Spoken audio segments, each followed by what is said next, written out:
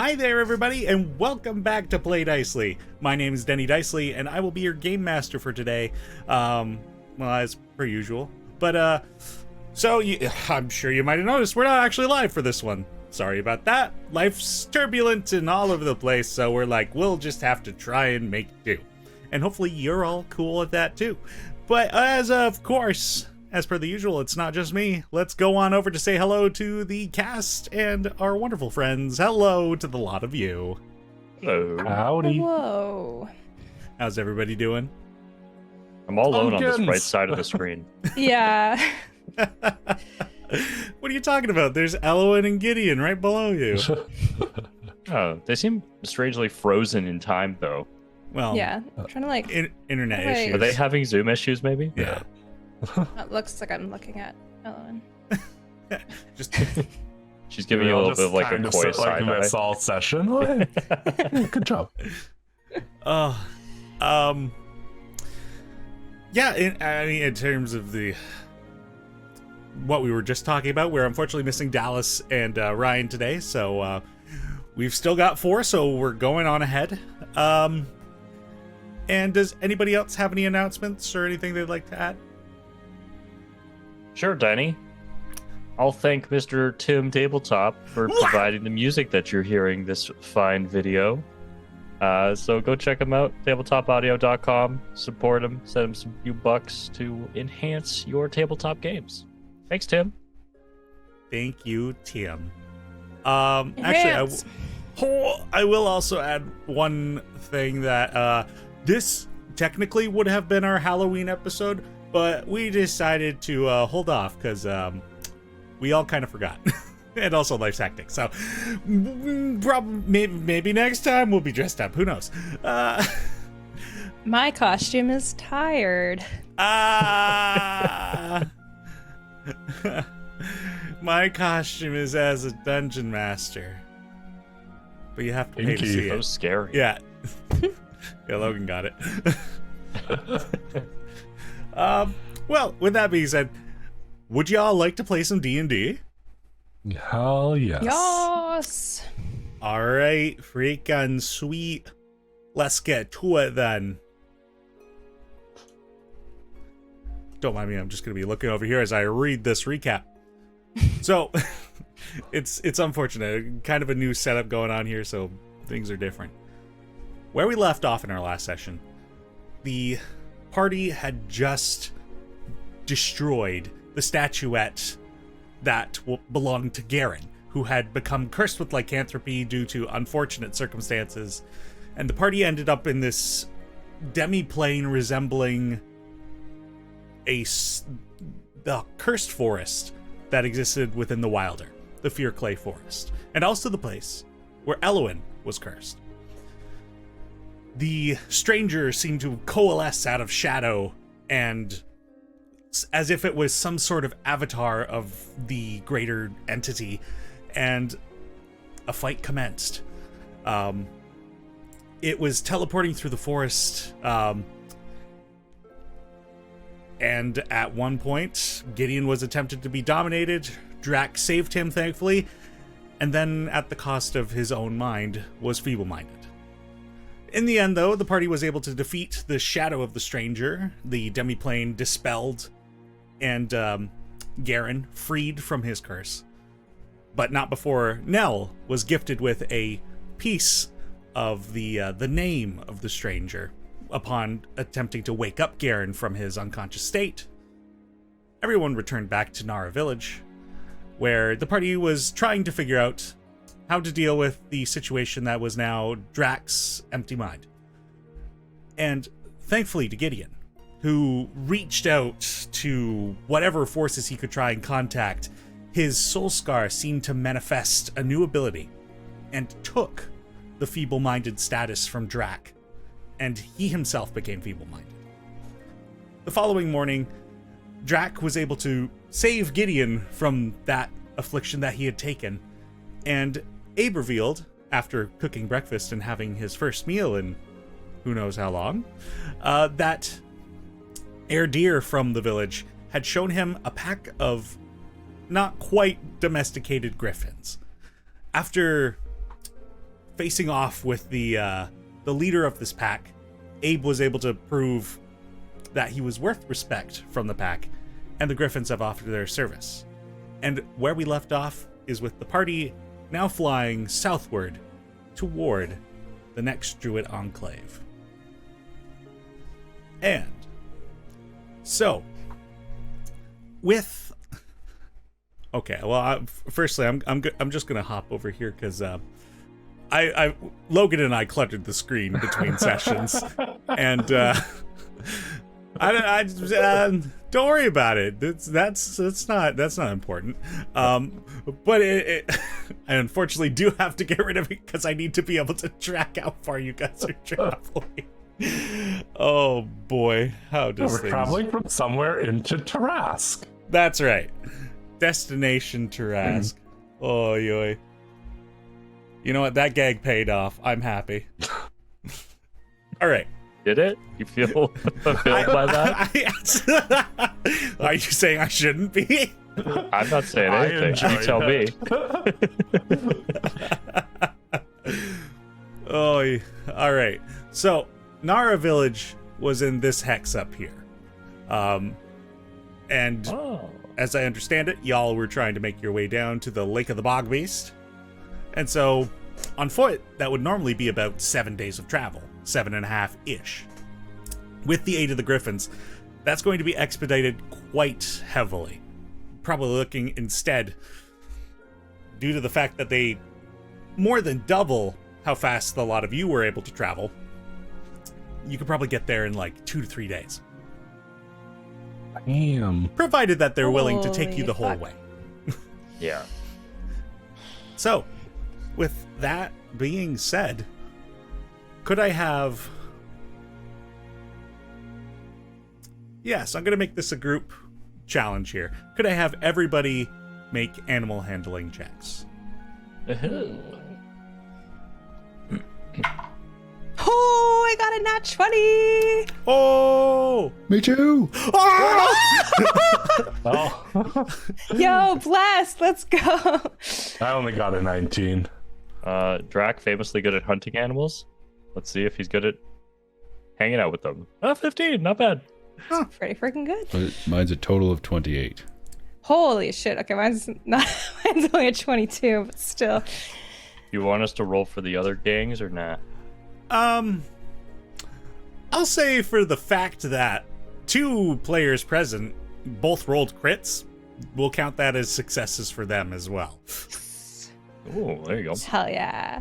So, it seems that the griffins are going to be at your service for as long as you really require them on this one, at least one way.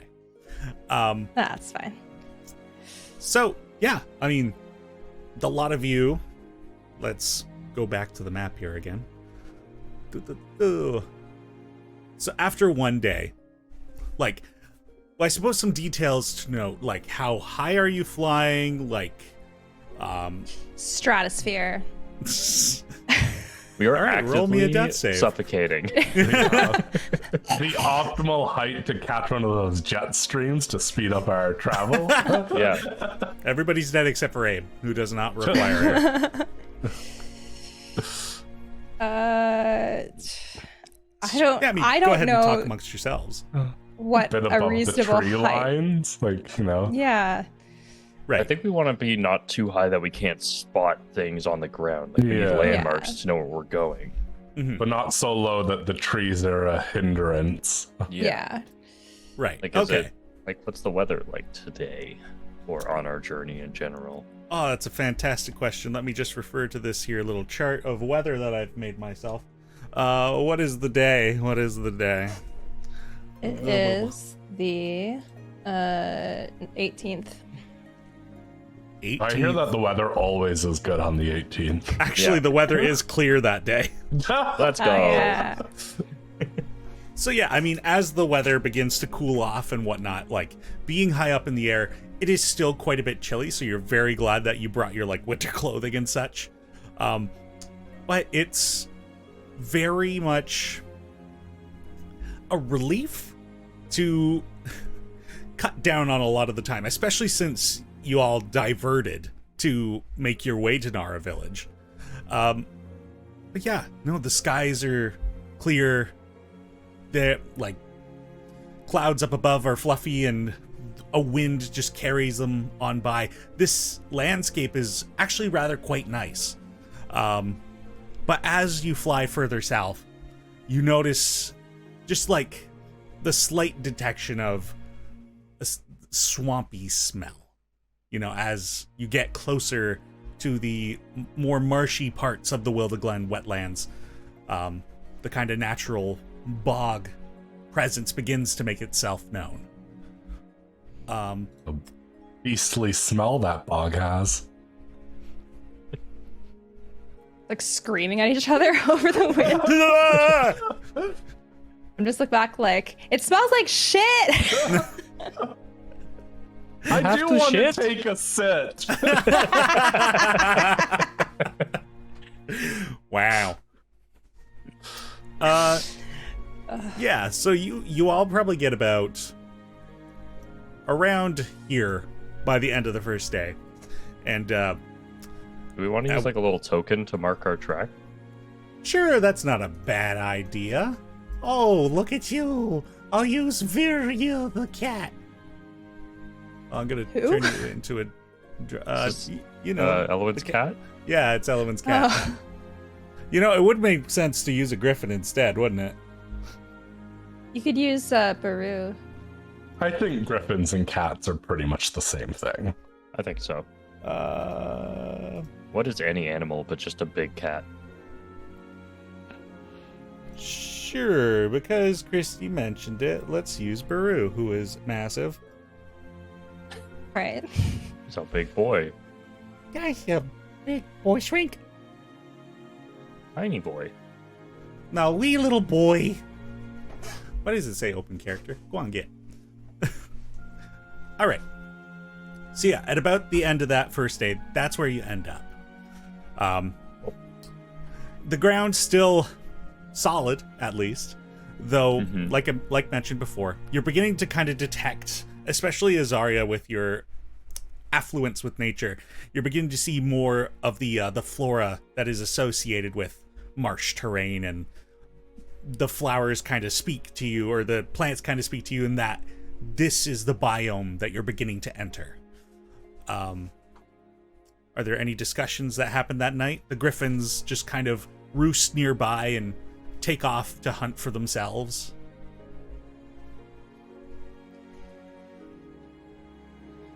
I think Drac doesn't have a discussion, but he's like, does his meditation as normal and invites anyone to come and do so with him. Sure, I'll meditate with Drac, but yeah, apart from that, I got nothing. Abel meditate as well. I'll also meditate. Gideon will meditate. Everyone's meditating. Probably not Ellen, Ellen. Elowen's is- reading a book. yeah. Oh, it's like, how could you guys sleep at a time like this? Elowen's like, virtually "All right." spiraling alone. Yeah, all right, I'll keep watch, I guess.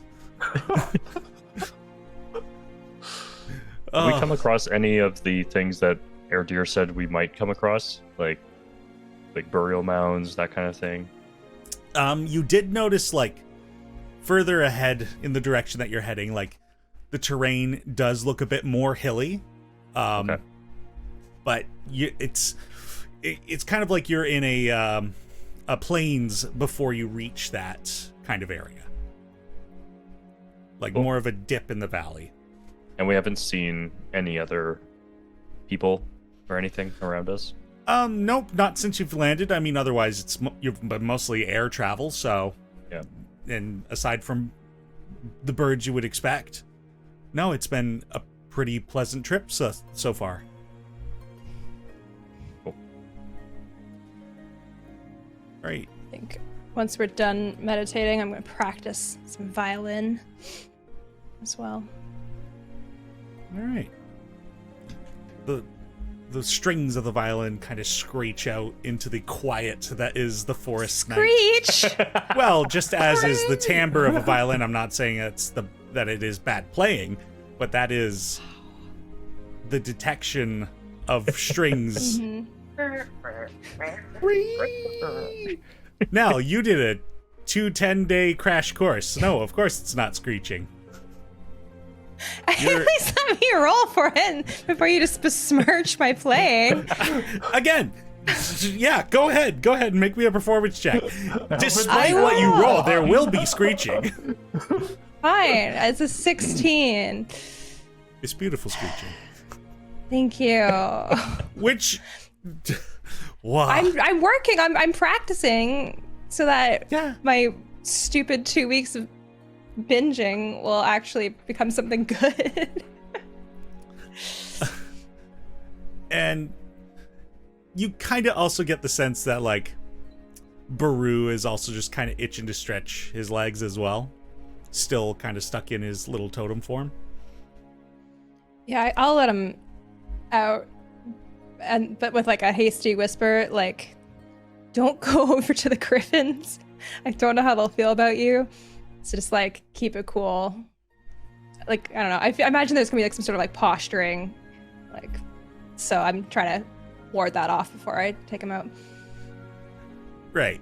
Well, Baru is a pretty intelligent creature, so you get the read from him that he's like, all right, they are just birds after all, so I won't bother them.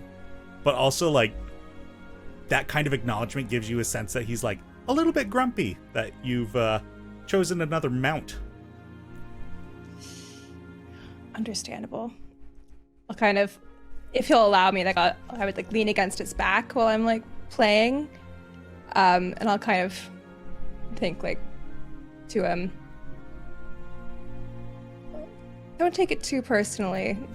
You can't carry the entire party, so it's just means to an end. But I think maybe we can take some inspiration from their wings soon. There's the way his body kind of moves as you say that, he almost like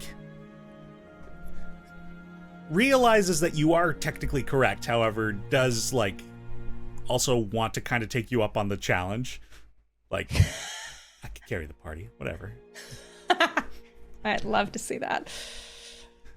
But there's also that practical side of Baru that's like, I've got to conserve my energy. Of course, Yeah. just a complete bravado to his his demeanor. Yeah. So yeah, the violin, regardless of whether it's screechy or not, does ring out in the silence of the forest night. Zarya, as the night comes on, and now that that anxiety has set in, that like, you know, stars are beginning to vanish, you do see like a couple more have just kind of vanished. Like, it's not this huge sudden instantaneous transition, but rather something that is gradual, almost like water going down a drain. How this is just kind of over time, this is going to consistently be the thing. But when you look up at it, is it like all from like certain areas, or is it like just random throughout the night sky? it doesn't seem like it's targeting any specific area, but with your observational skills and your familiarity with the night sky, it almost feels like it's stars that feel like they're further away seem to be the ones that are getting taken out first. How's that little pinprick in the moon doing? Looking at the pinprick in the moon, you're kind of taken by a bit of surprise as you look at it, and you recall having been surprised to see that speck on the moon, but now it's like an artist who's dropped their ink a little bit onto their parchment. It's kind of bled out from that spot. Not huge, but it seems not like the speck was a piece of the moon that had fallen, but rather like something rotten that is now beginning to spread. Share that with everyone.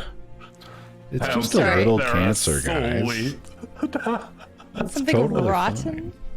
Oh, Like, does it still look like like a circle, or is it like Tenderly. or like spreading? It's still pretty circular, but you know how like if you dropped like water on a piece of paper with like a little bit of ink in it, how it kind of like gets into like the texture of it, that's kind of what it's doing. Okay, well, that's something we will have to deal with eventually, I'm sure. you ever tried to heal a whole planetary body before, Drac? No, but I think there's the first time for everything, so Great. Well, I'm glad we're in good hands. Ria, Mm-hmm. is your father's star still up there? I think I've purposefully not ever thought about that for myself and my own sanity, and this is now the first time I am looking for that star. All right, searching through the sky. Can I have you make a perception check with advantage?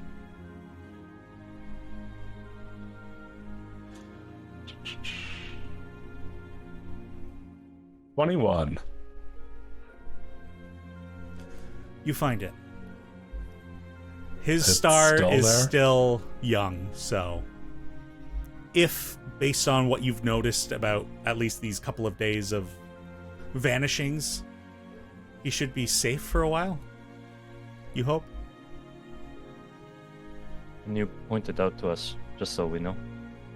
Here, I'll point up to a section of the sky. Just put a hand on Ria's shoulder.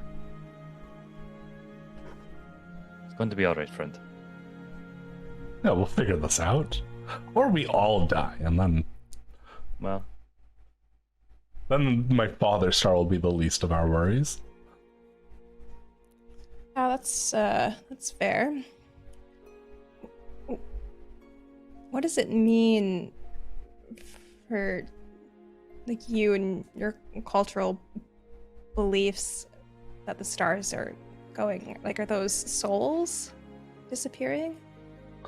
Yeah, that would kind of be the equivalent. The idea being that, like, as you cycle through your multiple lives as different creatures and beasts and people, when you essentially complete that journey, you continue on as a star to defend this world from the darkness that's out there. It was kind of like, in our belief, why the moon was created too. That's really scary. Yeah. even in the vastness of the cosmos, there's still stars, and the souls that they are, they still live with us, right? You're not going to forget your father just because the star disappears in the sky. No, of course. It was the same when my mind was gone. I don't remember much, but I remember waves of emotion. And it was just love at the sight of each of you. So, I think even if all the stars in the sky go out, the darkness will not reach us yet. There's still time. And in theory, this is the last enclave we have to go to, and then we can do this thing. And then focus on the problems that are more close to home. On that note, should we check in with Renan? Have we heard anything from them? Not in a while. I The could last send him a time- quick message. The last time you'd actually spoken to Renan was when you met him. Like, after that, the only communication you've had from that enclave was from the archdruid who had seemingly been awoken. Oh, okay. Yeah, when they sent a hawk to Azaria during the Hero Heroes Fest? Heroes Fest. Thank you. I was like, it was so long ago. So we can Maybe intuit then that he was successful. It wouldn't hurt to check in. Yeah, update on where we are, being like we're headed to the last enclave, so Sure. Shoot Renan a quick message. Okay, what do you say? Hi Renan. Long time no talk. The Seekers? I guess we weren't called that when we first met.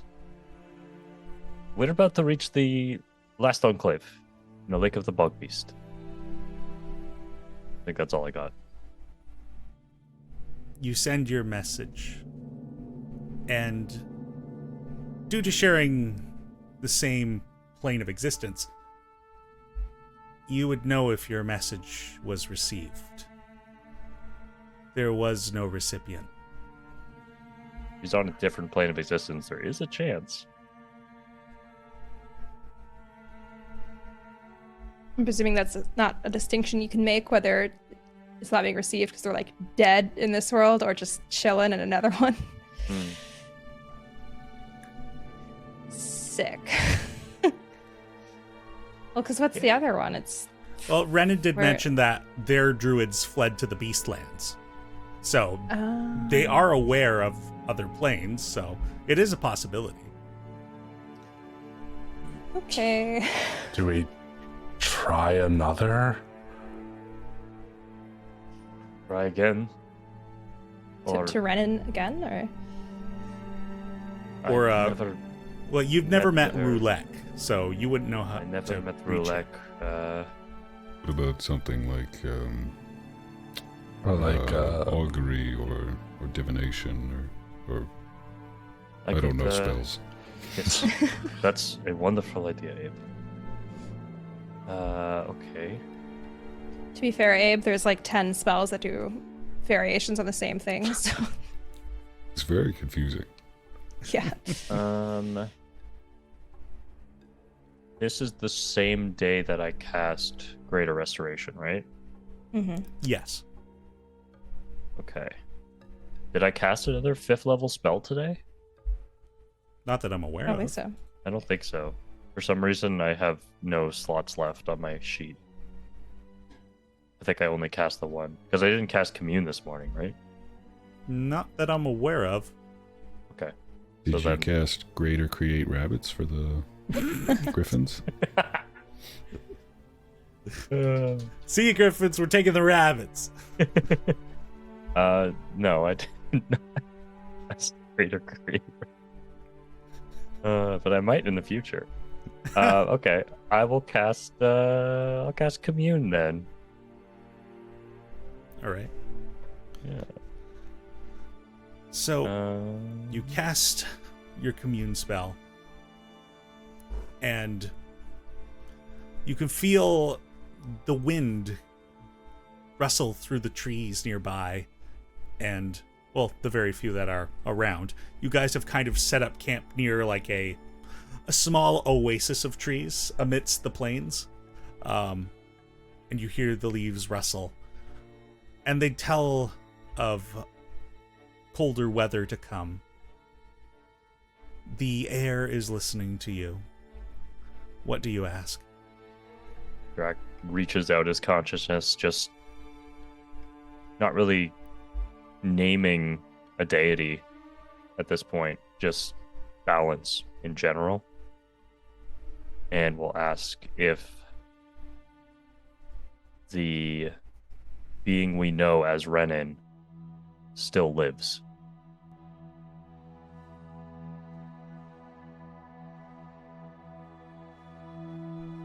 So, you ask this question, and the scent of the bog stretches out to you over the wind. You've been told that that place is a place of burial for the druids that lived there. And that chill seeps deep into your bones, the same way that death might. You take this to mean that Renan is not living.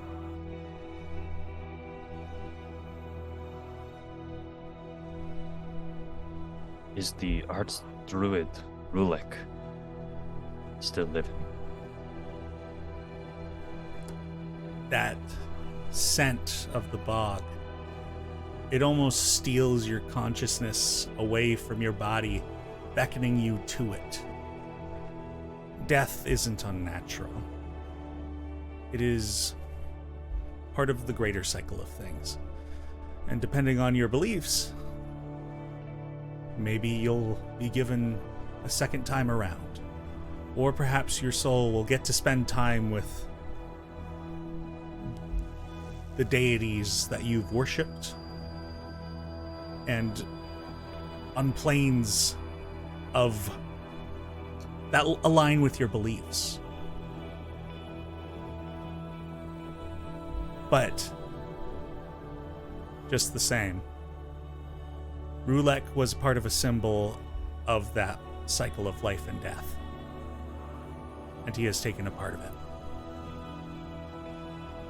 You take that to mean he is dead.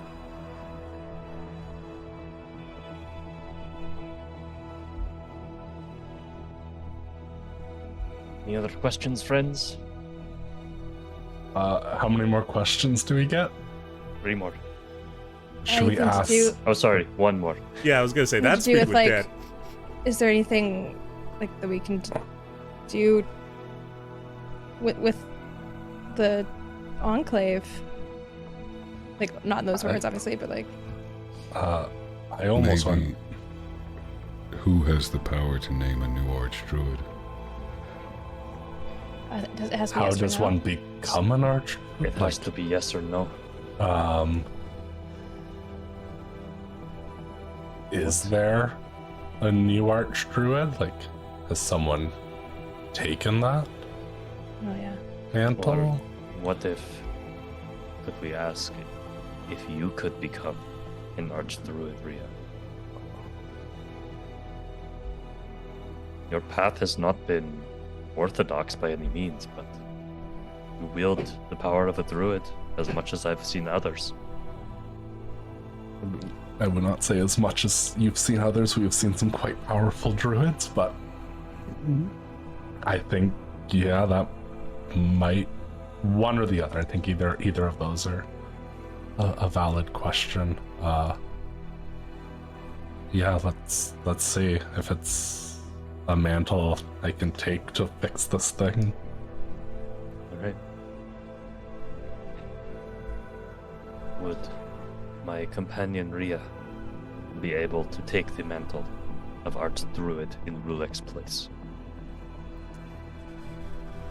Rhea, name me a precious stone. Let's go with a ruby. So, Drac, your visions asking of the potential of growth of power wielded by those who seek to protect the natural world. And your vision swims with a smoky miasma. You feel like you're in an ethereal place. And suddenly, it is lit by bright light that just scorches across the sky, a laser beam that fans, cutting through some of the mist. And then, far off in the distance, boof, boof, huge impacts like The sky itself had summoned its own drum and began to beat. And in those spaces you hear that sound come from, the mists that you see off in the distance, as if there were some sort of invisible ship being shot by cannonballs. There's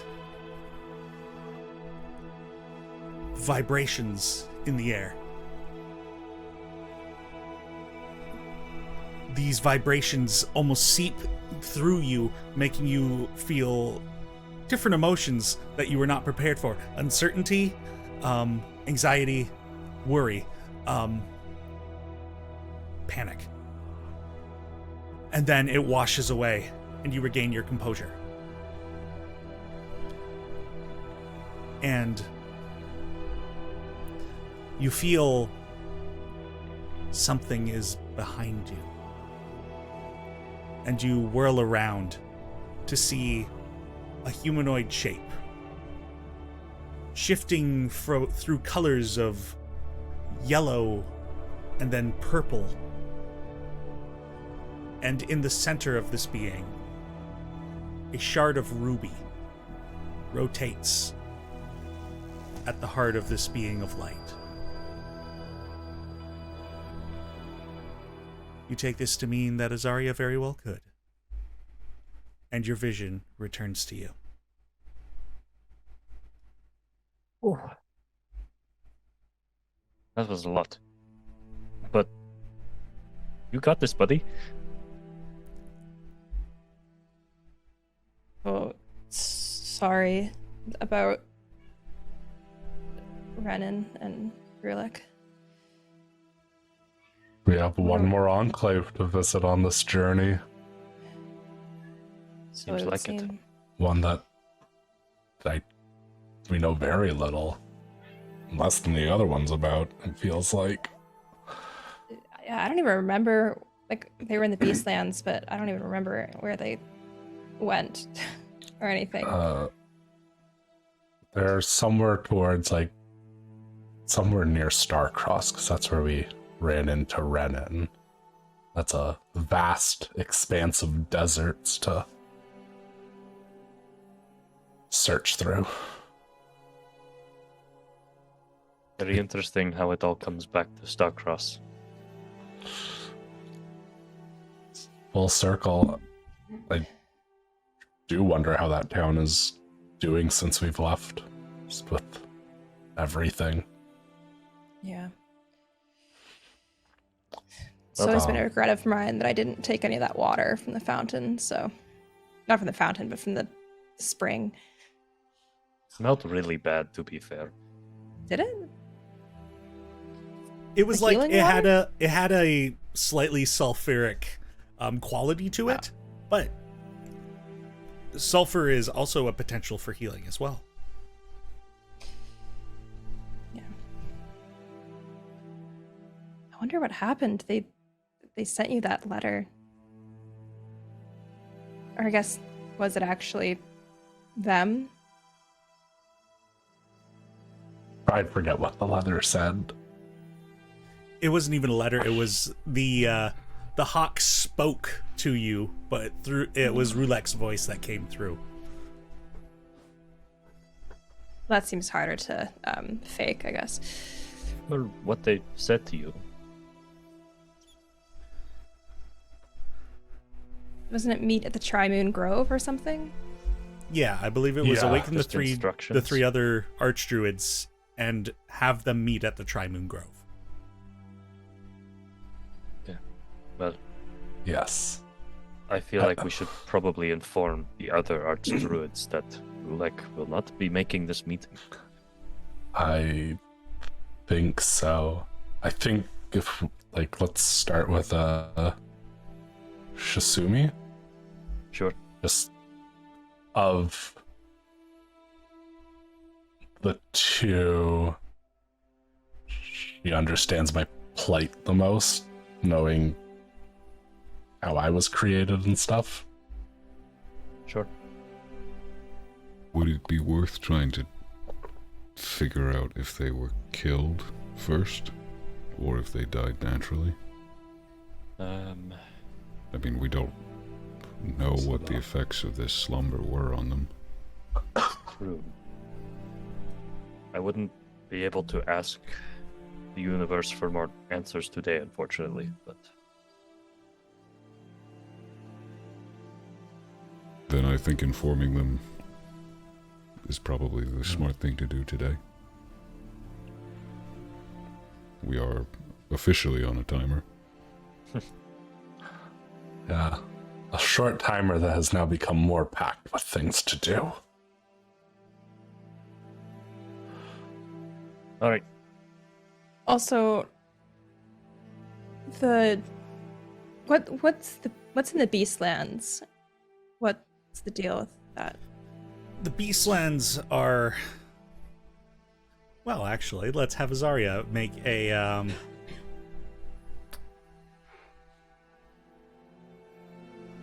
Let's have you make an Arcana check. Or Nature, I'll let you decide.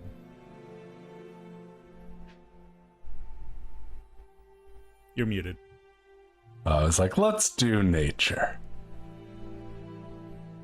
And with the lowest number I could possibly roll. That's still so crazy. How the fuck do you add a 15? That's insane. It's the same I add to Arcana. Actually, I guess I add 15 hell? to Perception now, so... Oh my god, I hate you guys. Y'all fucking power gamers. Literally, you're like- Investigation you're also, if you want me nearly- to investigate something. It's like fully double my highest, like, I mean, Rhea is like Add-on. our skill monkey, so I it's know. fine. It's crazy though. What do I know with a 16? Yeah, I mean, like, you are an intelligent being. You've... There isn't much that has escaped your knowledge. But in this one instance, there... Not that has escaped your knowledge, but it's more like your focuses took your priority. So what you know is really more of passing. It's said to be an outer plane that is a bit more chaotic, definitely in tune with nature, and it is a haven well suited to the hunter and prey. However, I say well suited to the hunter, but a disrespectful hunter would likely pay dearly. These are more cryptic things you've heard. You can intuit what you can from that, but that's about as much as you know. So that's not where the rift is from. That's, or whatever is that's happening over here that Diandar was talking about. That was demons, right? Demons. Oh yeah, that was demons. I was over toward the Dragonfire Wastes? Question mark? So in that direction, like the south/southeast of the continent. The I mean, I wonder if we'll find out more when we inevitably go to the Fire Druid Enclave. Sure, we will. Okay. Should I message Shizumi then? How many sendings do you have left? I still have 2 more. One for Shizumi, one for Huyan. Elowen can also do some, because she's taken it. True. Oh, fair point. Should I give somebody access to Elowen's character sheet? I'll take it, because I've actually played a wizard, so I can finally be useful versus all this freaking fighter stuff. Will you be okay with the Roll20 character sheet? I'll do my best. I'm hoping that we're not getting into combat today. Very well. But It might also just be worth letting them know what you learned from your commune as 2 people who have undergone whatever it takes to become an archdruid. Any advice would be useful. Okay. I will just copy paste the same message to both of them then. To whom it may concern. Just do one.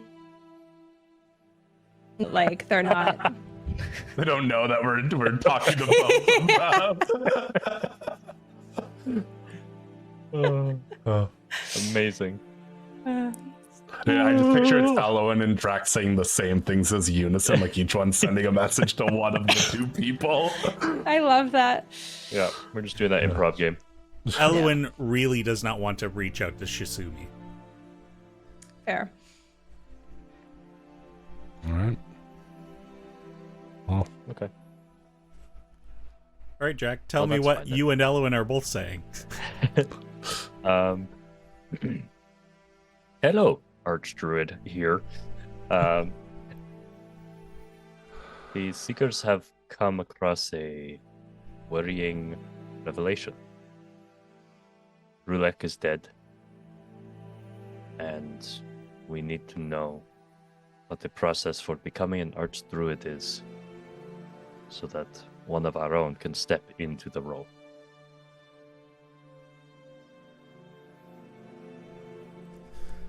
Your message hangs in the air for quite some time. Oh, not this one too, please no. You do know that she has received the message, but you don't know what she might have to do to process that or how much she actually cares. But there is time before you do hear a reply. I appreciate you letting me know.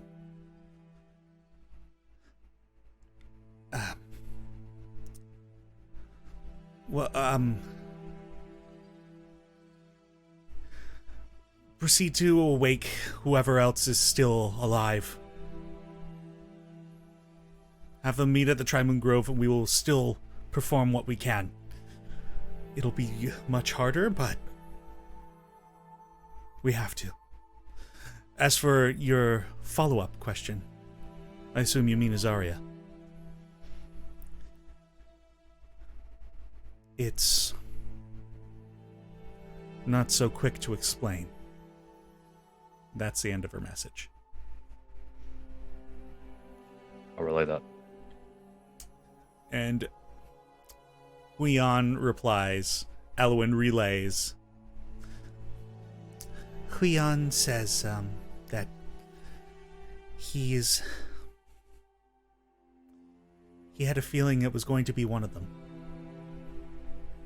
He didn't know who, though.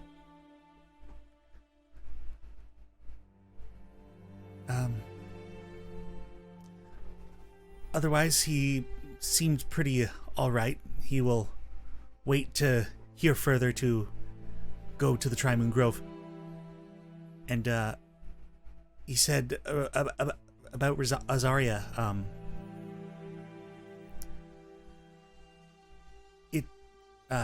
apparently Archdruid powers aren't going to be as easy to come across because you're not one of the avatars, so to say, of the dragons.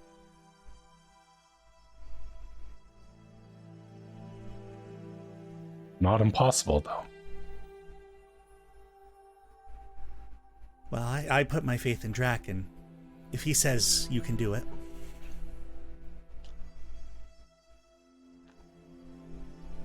Yeah. They just had a head start. So Yeah. They're Nepo babies.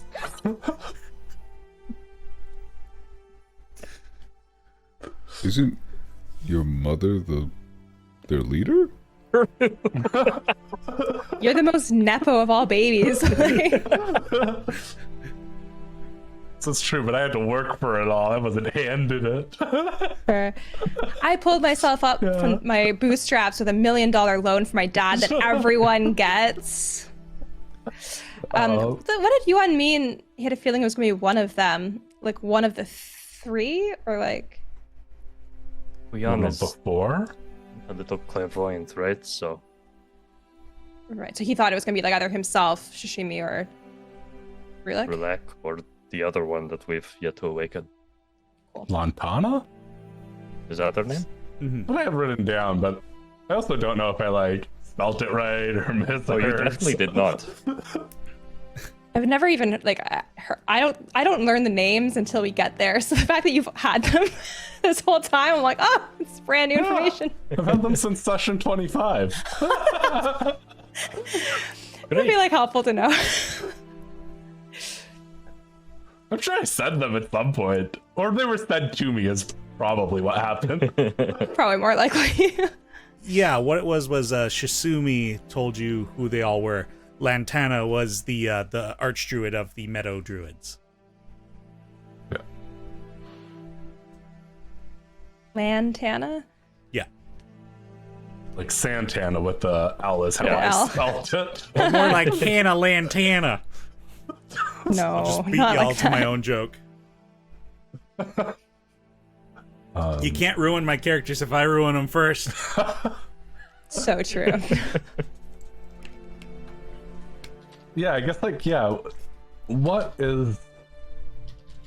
I also don't necessarily, me the player, fully understand the relation of my mother to the 4 archdruids.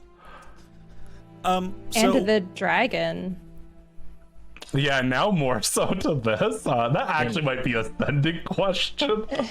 I wonder if she was like the dragon's anchor to this plane. Without her, they wouldn't have been able to exert their power. I mean, she's not around now, so... Maybe that's why they haven't been able to help with anything. Maybe.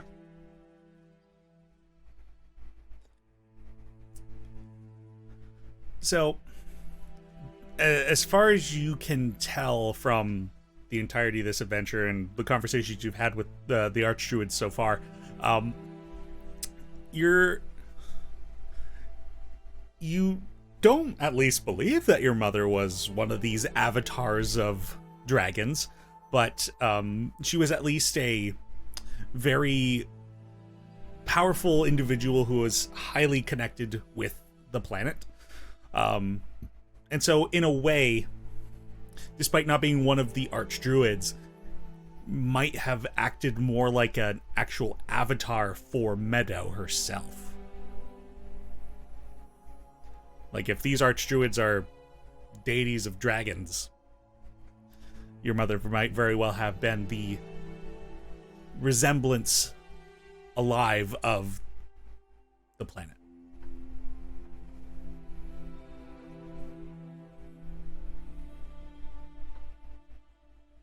That's crazy.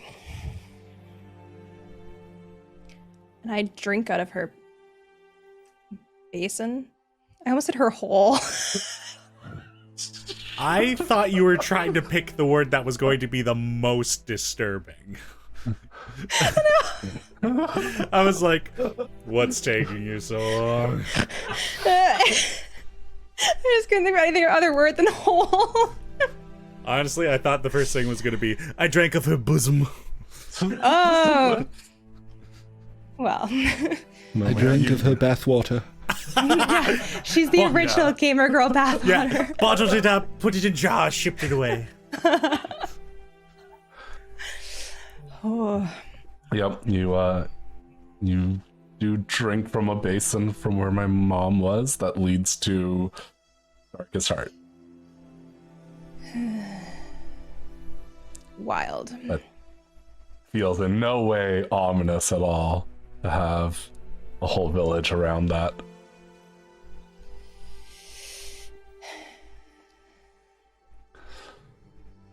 But interesting if like that meadow connection, because maybe that's why the water is still like the combo of that and your mother's innate powers.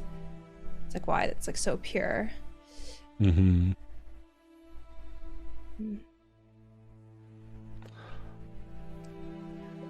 What would that mean for you?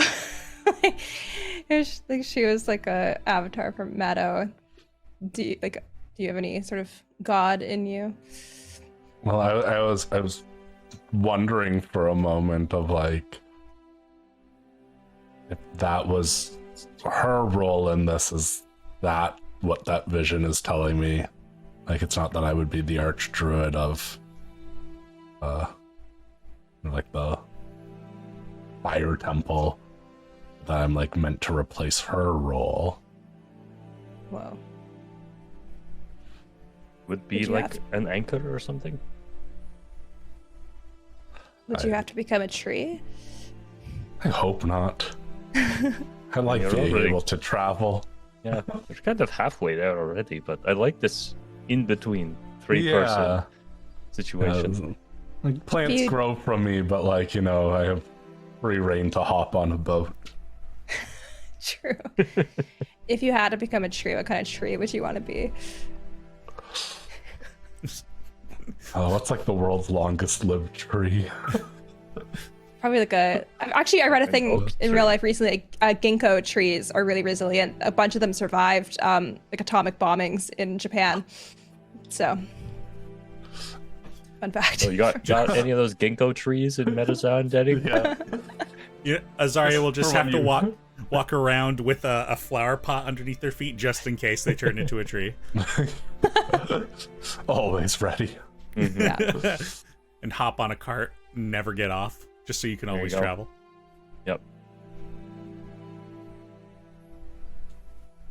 I thought things couldn't get more intense. Here we are. Well, let's keep on the track we have. Maybe this last druid will have more insight. And we can talk to Hopefully. them with more than 25 words at a time, which will be convenient. Yes. Mhm. I think someone would have invented a spell by now that would allow for more open communication. That would be helpful. Greater sending. Mhm. Yeah. Maybe, Elowen, you could work on that as your magnum opus or something. Mm. Yeah, like I don't have enough going on. You know, a retirement plan. Yeah. Yeah, when we all make it out of this, I'll be a tree, and you can make And you can make a spell so I could talk to Elowen's Azaria greater the tree. sending. Oh, it would be very useful, actually. You're muted. No, I'm just quiet. Speak up, Alan. Getting into character. All right, friends. Well, we definitely have our work cut out for us, but if anyone's up to the task, it's the Zeekers. Mhm. Yep.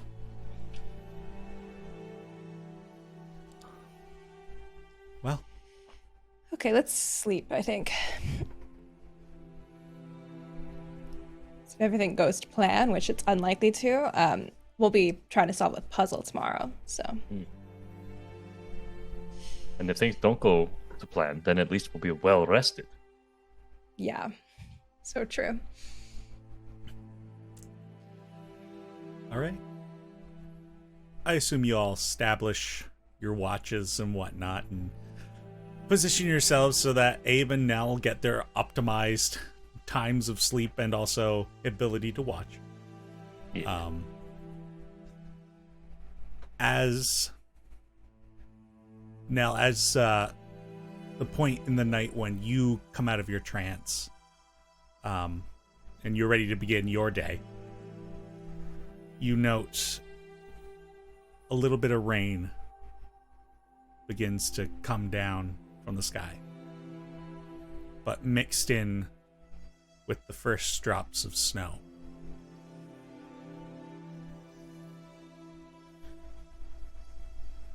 Just kind of put my hood up, tighten it up a little, make some oatmeal or something warm. Yeah. You don't know what kind of a bearing this is going to have on your flight, but at least you don't have to worry about horses slipping. It's true. I, as I'm like waiting for everyone else to wake up, I start doodling like, if griffins were bumblebees, because bumblebees can't fly in the rain. So just like a bunch of variations on what that would look like. It's absolutely adorable. Even Nick's Domino couldn't be mad at that. They would really try. But the morning comes around, and unfortunately, that wet snow does not let up as it begins to slowly build up on the ground, just slushy, non-permanent signs of winter. Though one could technically call this the first snowfall of the season. You all get your long rest, and the griffins are huddled beneath the nearby trees. A little meh from some of them as they're like, this is awful. Don't want it. Yes, motor car. Vroom That was indeed. a drag race. that was from me. They're always fucking around outside my window. Actually, that was the sound of the griffins heading home. I'm angry. Bye. My license says I need to wear my glasses if it's snowing. I didn't bring them. All right. So what's your plan for the day? I'm preparing my spells. Very I good. guess I'll try to try and get a sense if the griffins do want to try to fly in this weather. Like, I don't want them to be in danger. So, Right. Can I have you make an insight check?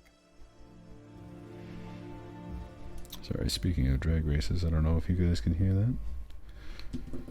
I hear a soft Ooh. vibration, but It's not very good. Only a 12. yes,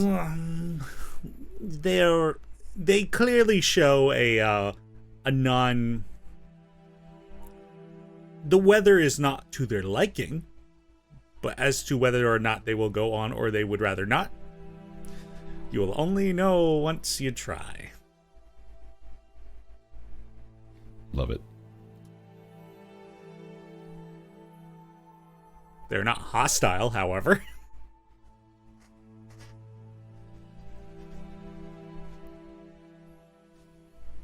Can I do as a druid, do I get ritual casting? Or do I have to use a spell slot for this? I think you have ritual casting. I don't know.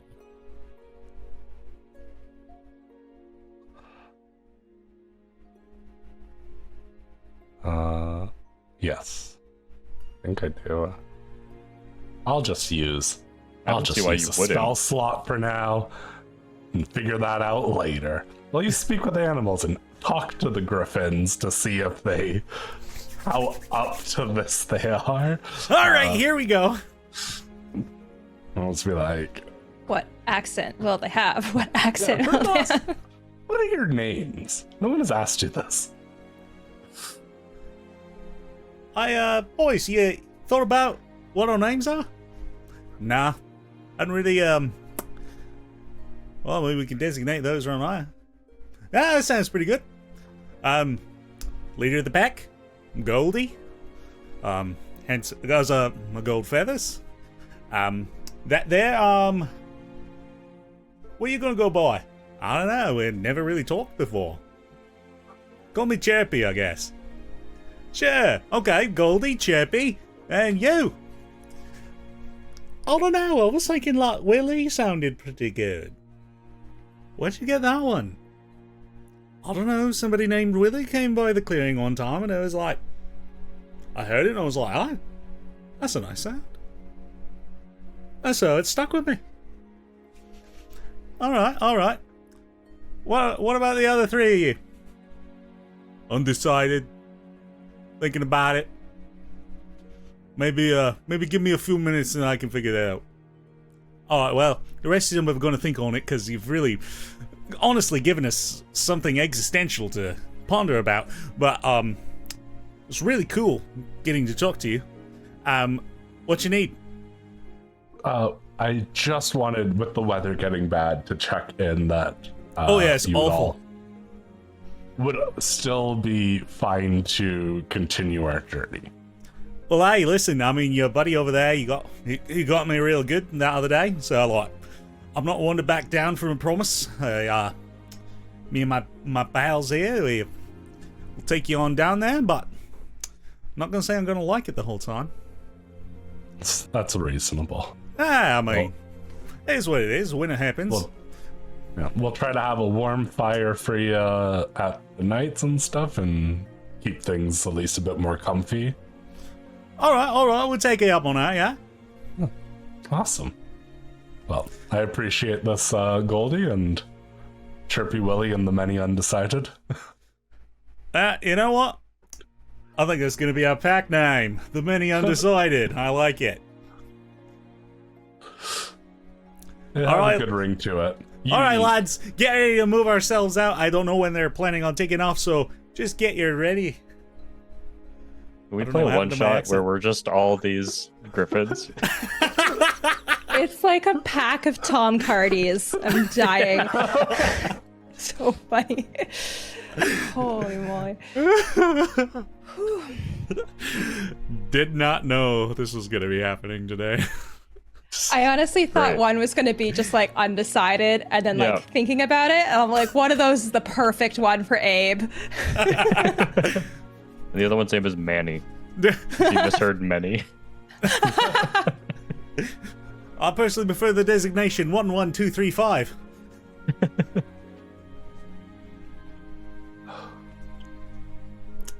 So Azaria, what's the what are we thinking?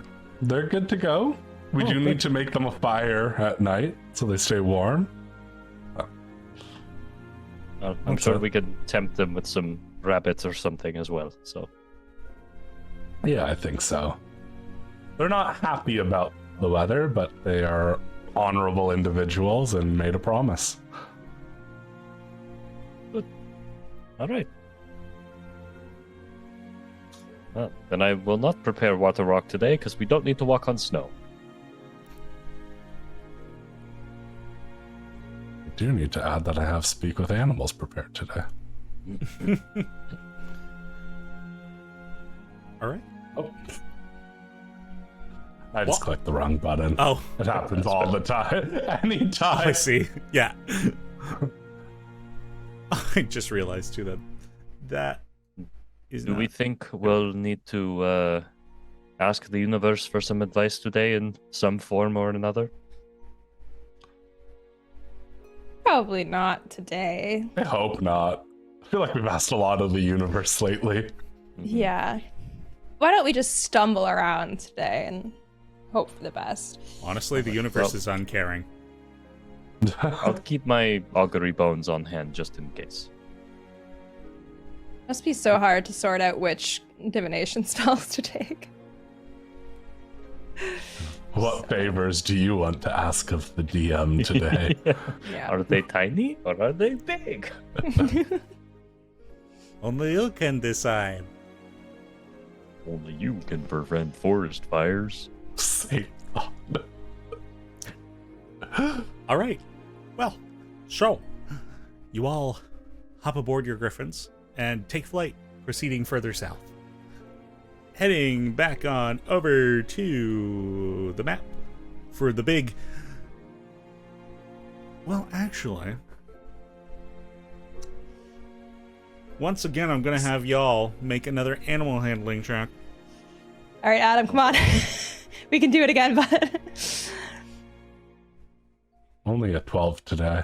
Only a 12 today. 24. Cocked. Damn, Adam. What the hell? My dice just got cocked the exact same place both times, between 18 and 5. What is going on?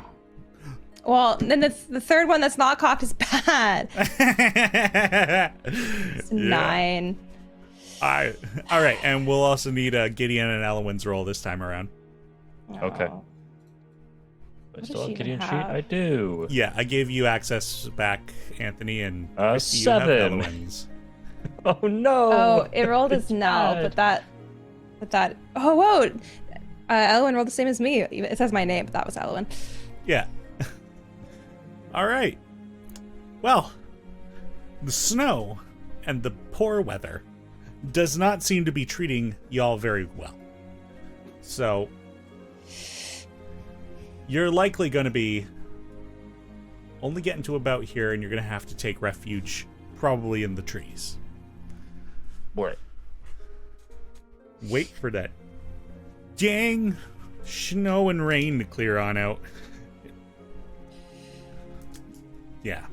So your day ends up being a bit shorter as the cold really sets in, as the buildup of rain begins to like soak through any of your like organic weather clothings, like anything not metal essentially.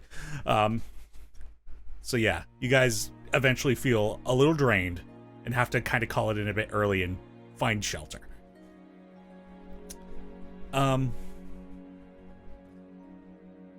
Yeah, and unless there's anything else you guys want to do that night, it's the rain and snow eventually subsides, leaving small piles of snow on the ground, which, provided that the days coming are a little bit warmer, will likely vanish again before the proper season begins. But the night moves on, the stars continue to blink out, and that spot on the moon continues to just slowly leach out. And the following day, as you all begin to take to the skies and fly further south, you're beginning to see a lot more of that hilly terrain, and that bog presence is really making itself known. You're seeing a lot of the land is kind of swallowed up by flooded portions, where whether that's the lake kind of being overflowing with water, or whether that's just coming from the mountains or the snowfall. In any case, there is a lot of moisture on the ground below, and the mounds that had been kind of mentioned before, coming up and out of the reflective surface of the marsh, as if the earth were some sort of giant sea serpent snaking its way across the land.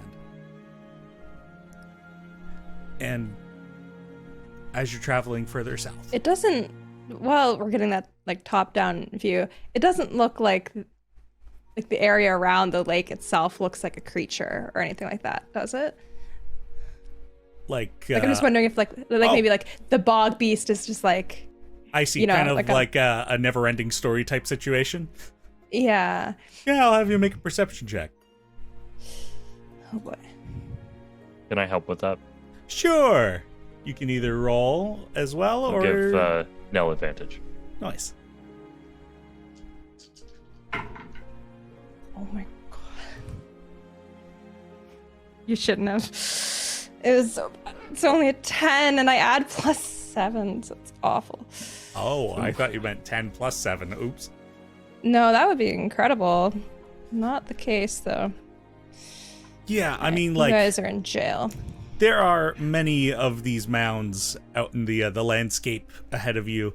So if you're trying to pinpoint any one of them to be some sort of hidden turtle beneath a grassy knoll, you're having a hard time picking out which hill it's going to be. You do not detect There. any such false hills. Are there any regular knolls though? Regular knoll. Regular. However, I did fail to mention that the day is quite windy. So the chill has not quite subsided, but the griffins seem to at least be thankful that it's not snow. They can deal with wind. They just kind of have to push themselves a little harder in this instance.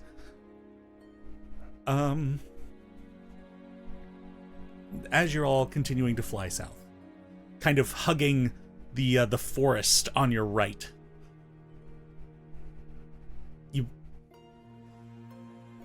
there's a sense that the skies feel much more empty than they had been the previous 2 days. Like, any call of birds completely gone. It is just you all and the wind. It might be attributed to the wind that you can't hear much. But... And then you hear far off screams. Like wailing. As if somebody were drowning. Or somebody was witnessing somebody else drown. And... Jack, of course, you're the first one to see this, but you feel like you see shadows kind of dart through the clouds. You could eyes up. And as Drac kind of points that out to y'all, you see vaguely humanoid shapes with large leathery wings. And That shit. Is it the stuff that the ear deer fought? it does sound and look very much matching that description. As Fuck. from a cloud far above, you can see this humanoid just kind of stop itself from a dash through clouds and stops midair and kind of watches as your group continues flying on, and then suddenly from another cloud, vroom, crash into the cloud back from whence it came. Another one of those creatures tackles the other one, and they're both gone in the condensation of the sky. Let's go closer to the ground, maybe? And you hear another scream. And another. There be demons in these skies. And that's where we're going to take a break. Oh, No. snap. Thank you. You named them Big just to kill them, Denny? Yep. To be fair, it was Azaria who asked me. That's why I didn't put a whole lot of effort into it. We must keep the many undecided alive. Yeah. I love that that's the name of the pack. Yeah. We care about them too much now. All right. Well, you never name anything. Yeah, that was the mistake. All right. So let's go ahead and use the restroom, whatnot, get yourselves water. We'll be back here in a few. Yeah. Welcome back, everybody, from the break. Where we just left off, there seems to be strange entities that are sharing the skies with the Seekers, and they do not have a very nice presence. So, it seems that, at least from what the sounds you've heard, that there are a few of these creatures around. They haven't engaged with you yet, but they're definitely aware of you.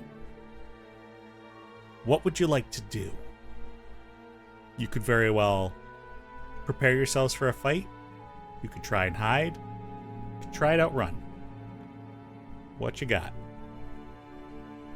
I think we try to go lower first. Yeah, try and avoid engaging with them if we can. I think getting closer to the ground is a good step. All right. Let's have y'all. Fuck it, we've been doing this already. Let's just have y'all make an animal handling check. The DC isn't very high. 23. Let's go, Logan. 12. 11. 10. Oh? Are we Can gonna we go get a right? 9? Can we get a 9? That's for a 9. And 9 over here. 9, 9, 9, 9. We got a 9. We got a 9. Do we have an 8? Do we have an 8? Do we have an 8? No. Thanks a lot, I might get Owen. left behind. Owen's just dead. All right. So what happens is, so you all kind of like make eye contact to like kind of signal each other to fly lower, and you all begin to do so, with the exception of Elowen, who's kind of like trying to like kick the side of the griffin she's on, and it's like not responding. And it's just like watching everybody else get lower. Griffin's just like, all right, fine, I'll fly up high, whatever. Cowards. And Elowen kind of has a bit of a little bit of a freak out panic moment, and she gives another good kick, and the griffin like lets out like a bit of a loud chirp and begins to descend as well. However, at that loud chirp from the griffin rings out more of those screams, and the two demons way up re-emerge from the cloud, looking down, and you all hear another scream kind of off from your left, and as you're heading down, you hear one coming up. They are most definitely aware of your presence, and it seems like at least one of them's trying to intercept you. What's the like visibility like? Can we see each other? Oh yes, it's a windy day, so like the clouds are flying by pretty quickly, and there's like no mist or anything hanging about, so you guys have pretty good eyes on each other. Okay. Should we just try to book it for the ground? Sounds like we'll be going through at least one of them then, but Take our chances with one versus the three Yeah, or for four sure. that are above us, so Yeah. Less chance of falling if we're on the ground too. yeah. I also feel like Elowen might just like ditch the griffin and fly by herself. just jump. I guess we didn't talk about like where everybody is in relation to each other, but if I notice Elowen is kind of lagging behind, I'll try and loop around to be closer to her and her griffin. Yeah, that's fine. Yeah, so where so Abe, you're going back for Elowen. That music's way too intense. Also, speaking of Elowen, how do you take a long rest in Roll20? There's a little button on the core page. Mm-hmm. You scroll down like towards the middle. Okay, I'm clicking that. Nothing's happening. It's like purple, right? Is she Yeah. missing hit points? No, she actually has more because she has a buff from me from last time. I think. So it's probably that there's nothing for it to. Oh, Yeah. I guess it did go. I was expecting there to be a pop-up or something. Okay, No, it Never doesn't. gotcha. She just took 10 long rests in a row. Classic. actually The the super longest, code. the eternal rest. You unlocked Elowen developer mode. All right. Yeah. So talking about the order. So we'll say Abe and Elowen are kind of hanging back as Abe goes to help. Who's leading the way? I guess I'll lead the way down. Yeah, someone with survival, I would assume. I think I'd probably stick in the middle, so like watch whoever's landing in front, and then keeping an eye on them up above. Yeah, my abilities are best suited in the middle, so. Yeah. I also think maybe Gideon should be closer to Abe and Elowen, because if he falls off, he's the only one who doesn't have flight, right? Oh yeah, and He he's has the absolutely he has clinging to his grip. He has the feather fall Oh, token. okay. So then Abe's the only one who I doesn't have have no flight. way of Okay, stopping so then myself. that's good that you're near Then, Elowen. yeah, because Elowen has feather fall, so that's Yeah. good that you're close to her. Yeah. Okay, cool. So maybe then like Drac, Gideon, me, Rhea, Abe, Elowen. Yeah. All right. So the only ones who failed the animal handling check are both the players who aren't here. So for everyone else, Drac, as you're leading the way down, and this humanoid, like dark as pitch night, like Yep. covered in scales that somewhat reflect the light and somewhat consume it. And it has eyes that are just deep pools of inky void. And it's screeching out with a teethy maw And I'm gonna cast protection from evil and good on my griffin. Hell yeah. All right. Good. All right. And as you're flying down, leading the way, it's trying to come up and meet you. What's your plan? You've cast the spell. Cast the spell, and I'm gonna try to like just have my griffin go into a full dive to get as close to the ground as possible, because I don't want it bucking or getting like paralyzed or something. I don't know what these creatures can do. So, Drax playing this defensively right now. All right. Being a defensive driver. You could even say Adam Driver.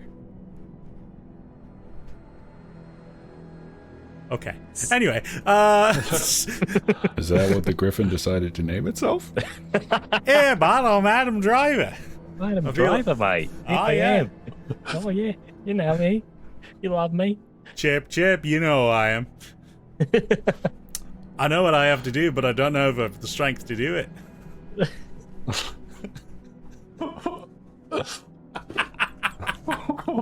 The only other thing I can reference that's Adam Driver is like the thing from whatever the marriage movie, which is like the bump.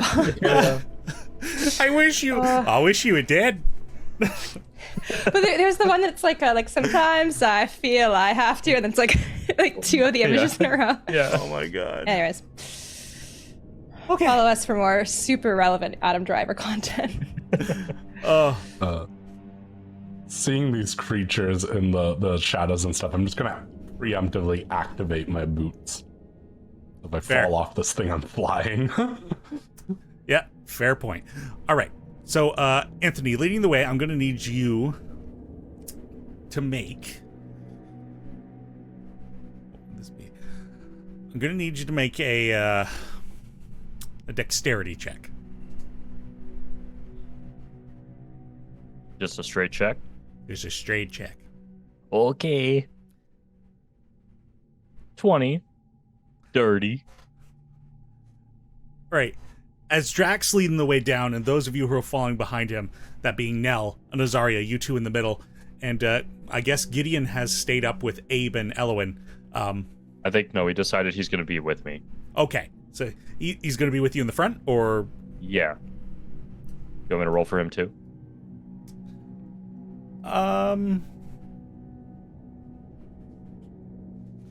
Rolling a dice for reasons. No, I will say you are just barely closer, so the creature's coming at you. So Gideon's got a bit more room. So, as you guys are diving toward the ground, and this thing's coming up at you, you wait until a split moment, and encourage the griffin to kind of rotate and trade spots. The demon flies up past you, and you maneuver your way past it, avoiding it. And Gideon zips on by as well and kind of like freaks out and looks over his shoulder at the thing. Nell and Azaria, it's coming up at you now. What are you doing? There's a creature? Yes, indeed. It's kind of, as you are all diving, it's just missed Drac, and it's kind of like stopped itself midair to like look up at like, I've missed my target, and is kind of disheveled a little bit. What would you like to do? It's not flying directly at you, but you're coming up on it. Cool.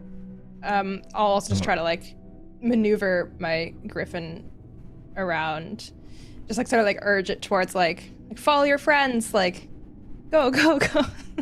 Like part at either side of the demon and then come back together to head down. All right. Can I both have you make dexterity checks with advantage? That was a saving throw. That should be 5 less. Okay. I had that one good roll, and then my rolls have been crazy ever since. Okay, when I rolled my little diatribe. When I rolled my dice to like check today how they were doing, I rolled 2 16s, and I'm like together. I'm like, that's interesting. And then I cocked the same way, and then I just rolled 2 9s. Anyways, it's not important. It's just it's interesting to me. Is this a saving throw? Nope, Or just a regular check? just Fuck, dexterity. It's an 8 then. 24. Very good. So, Sick. the two of you quickly make eye contact, and Azaria, you know what the plan is. Nell, you think you know what the plan is. And you actually do follow, like, that maneuvering instinct. However, as the two of you are kind of soaring down, the creature looks up in the direction of the two of you. Azaria, you swerve around one side, and it watches as you go past. And as Nell comes around on the other side, it's going to attempt to swing.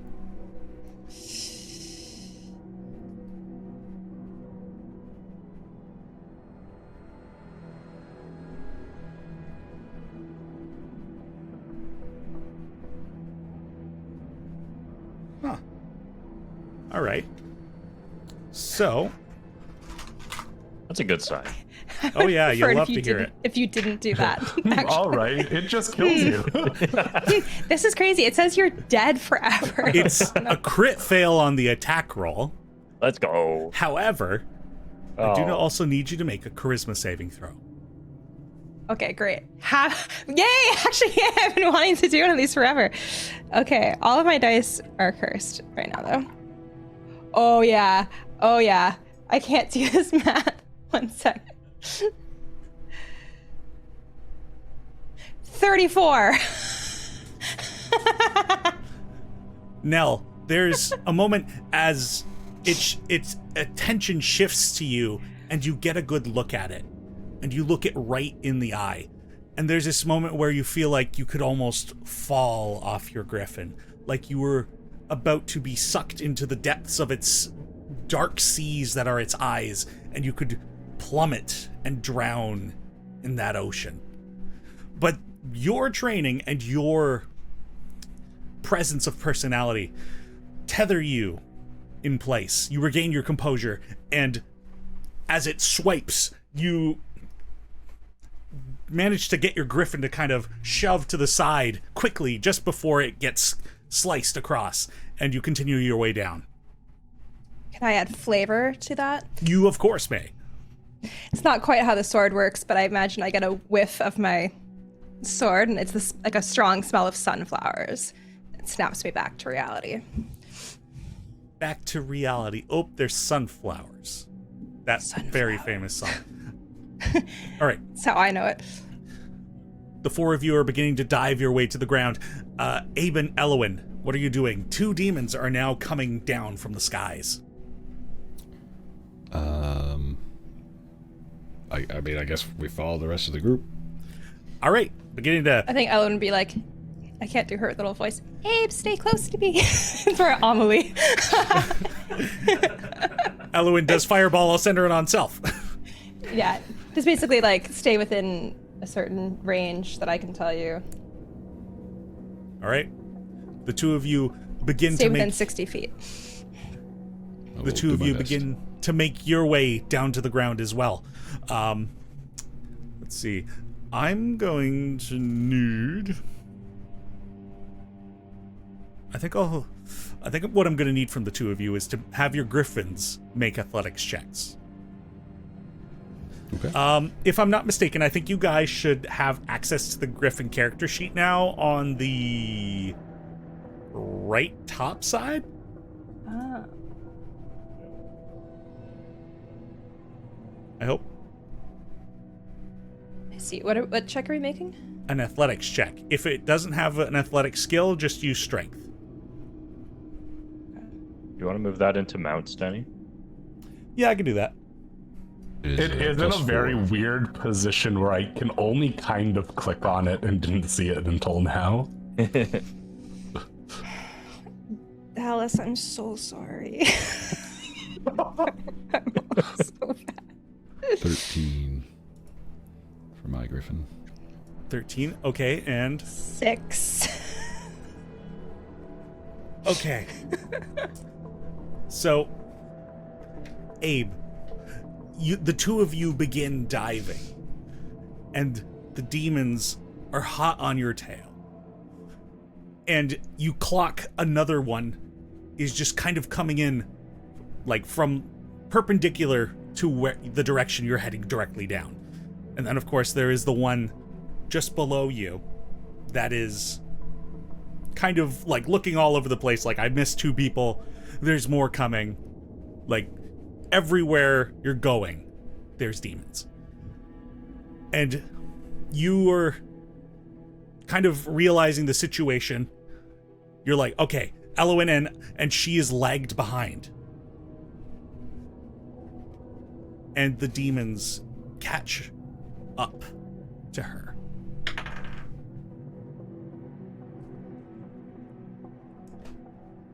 Elowen's griffin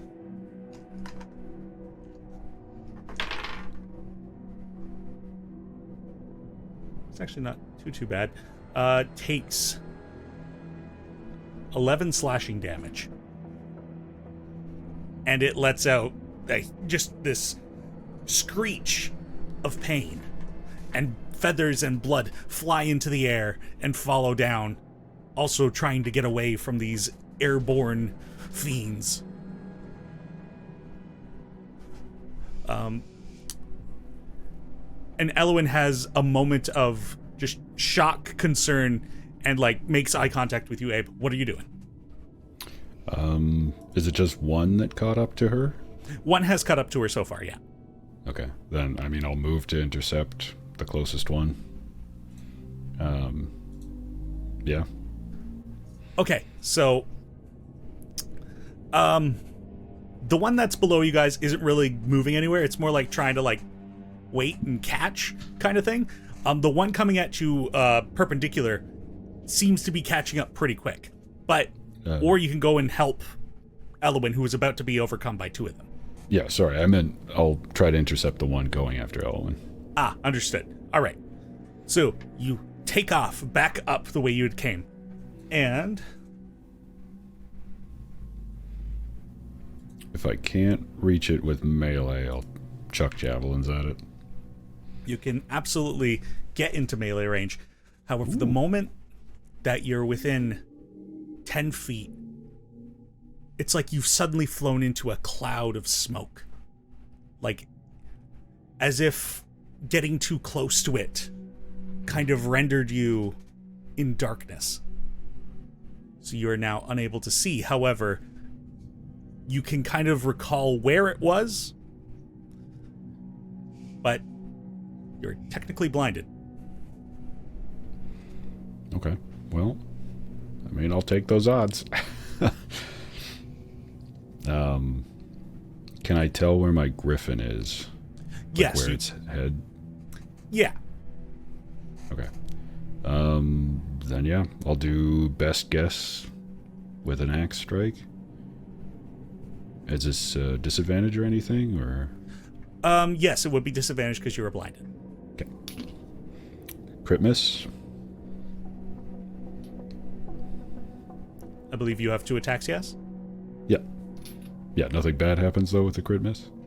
You fail to hit. Cool. It was not quite where you thought it had been.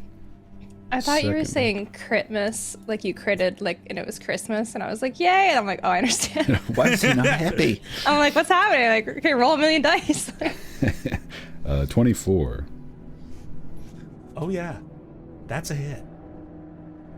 That was ominous. It's 3 on the dice, plus 7, so 10 damage. I'll do Great Weapon Master on this, which makes it 15 now because our proficiency is plus 5. Okay, so Yes. 15 damage.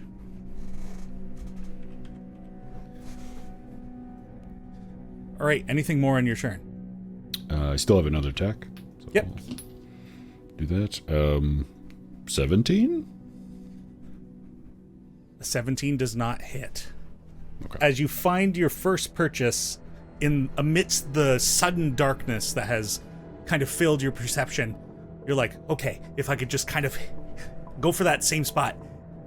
It almost feels like it's kind of, its presence could be anywhere within this at any given time. You don't know how it's avoiding you at this point, but it seems to be.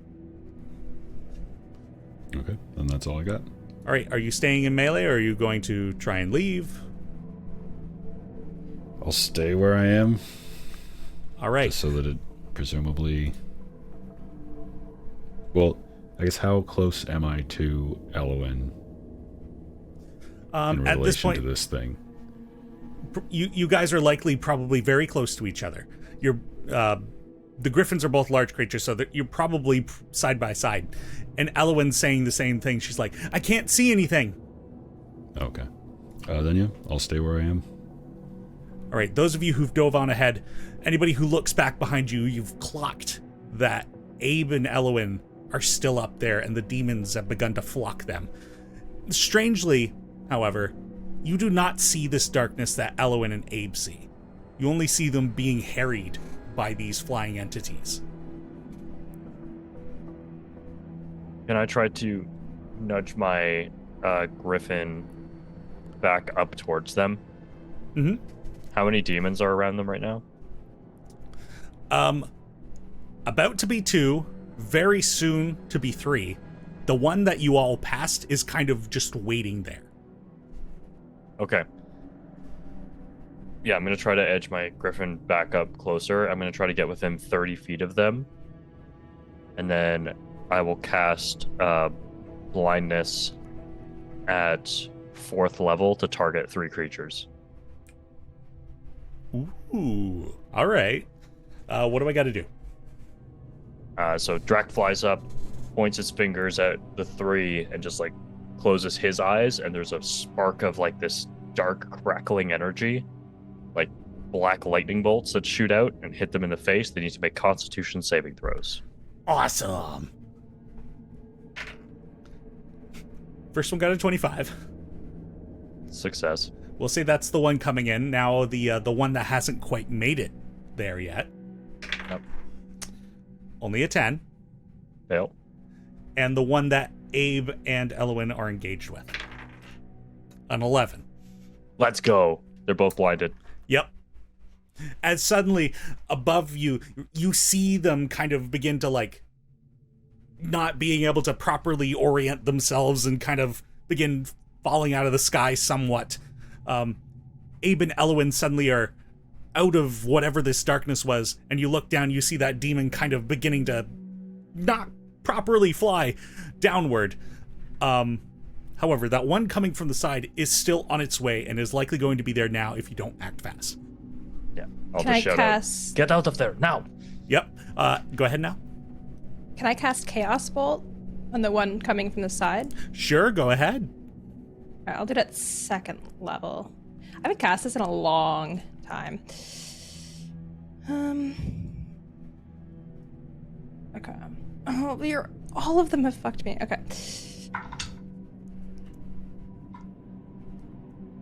What the fuck?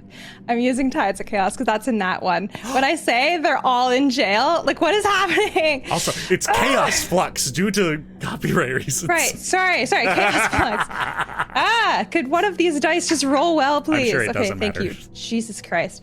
18 plus something. 28. That does hit. Okay.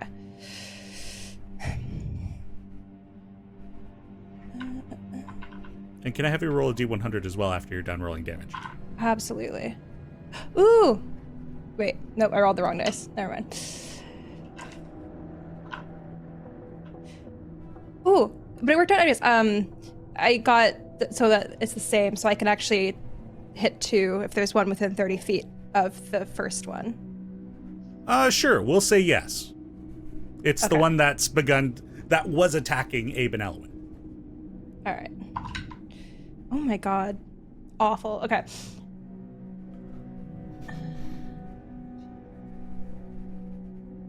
I'm so nervous. Oh, okay, wait.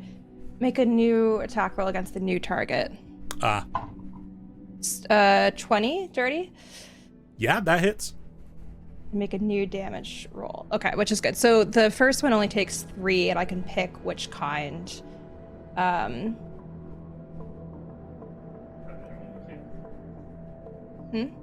did it only take 3? Because I rolled 3 ones Oh my God. on the dice. That's 2d8s and 1d6 that I rolled, Yeah. so Oh my awful. god. Oh, I guess it's that. I could roll one more d6 because I did it at second level. Ah, there you go. You did a fourth one.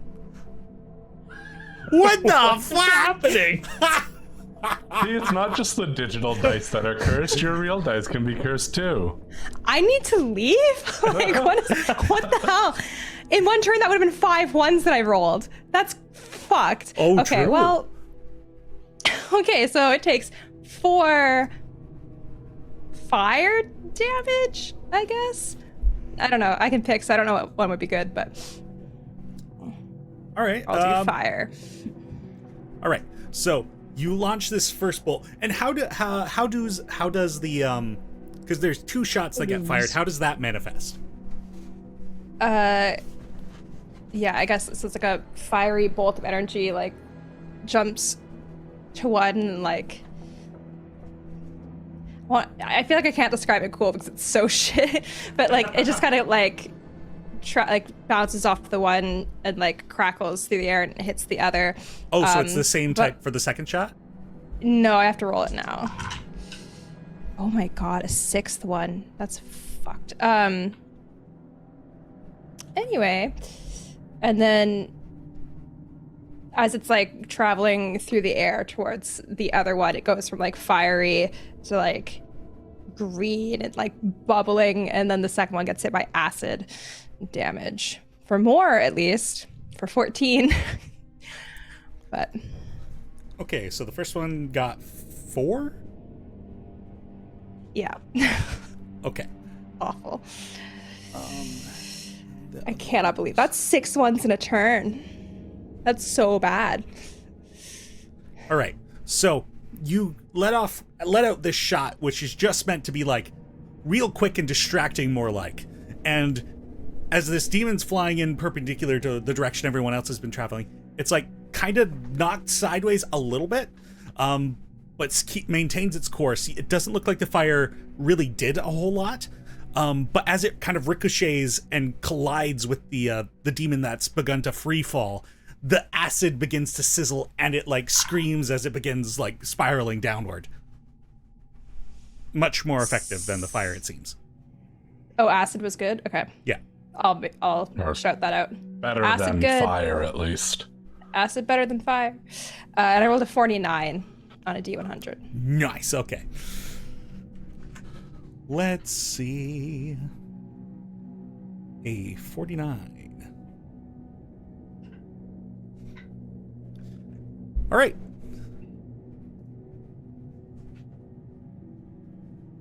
All right. So you've cast your spell. You feel like magic has begun to kind of take hold. You don't know what effect has happened. However, you're aware something has happened. Sick.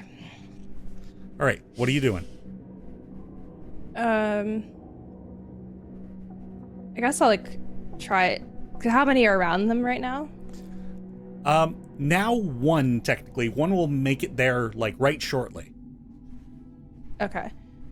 I think I'll start to like turn my griffin around a little bit. All right, and continue downward. No, like I think I wouldn't like necessarily move like further down. Like I think I want to like stay where I am, so like I'm still in proximity. Okay, fair. Azaria, are you doing anything? Yeah, the one that's kind of playing like goalkeeper.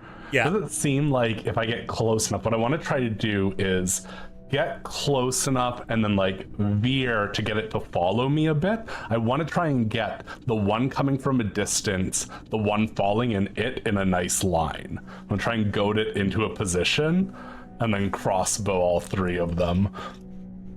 Fascinating. Okay. Can I have you make... And like I'll just like pat the griffin. I won't use the spell, but just with my innate ability to kind of communicate ideas, I'm just like, trust me. Unfortunately, I think this is going to be a persuasion or intimidation check, your choice. I'll persuade. I'm not a scary person. Be on my side. No, it's a 2. So, like, you're calling out and trying to get this thing to, like, follow you. And it, like, does swing around to, like, look at you. And it look back. And it, like, kind of picking... Now it's just kind of stuck. Like, before it was like, all right, I'm going to catch him. Oh, the demon? Yeah, or... the demon's like, all right, I'm gonna catch one of the... Oh, no, who do now? What? Like, you've more distracted it than taunted it. Sorry, I thought you were saying persuading this griffin. Oh, no. Who I was just... not that intimidation would have been any different on a roll. Sure, I'll just shoot at the one that's free-falling then. All right, go ahead and take your shot.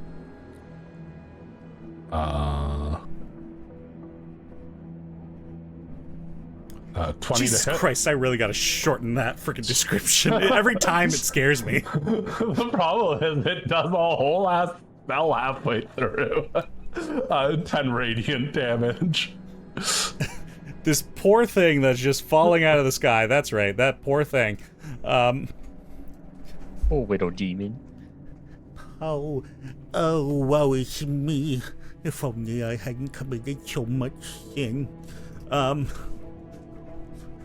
We call him Droopy City Dog. Anyway, so yeah, this demon's just getting blasted by everybody's attacks. Abe and Eloit, it seems like you have a split moment that you could probably take the opportunity to get out of there. If Elwyn gets away, I'll follow. If she can't, then I'll stay. Is there still one with them? No. There's one about to be... There's 2 about to be on them. No. Yes, there are 2 that are about to be on them.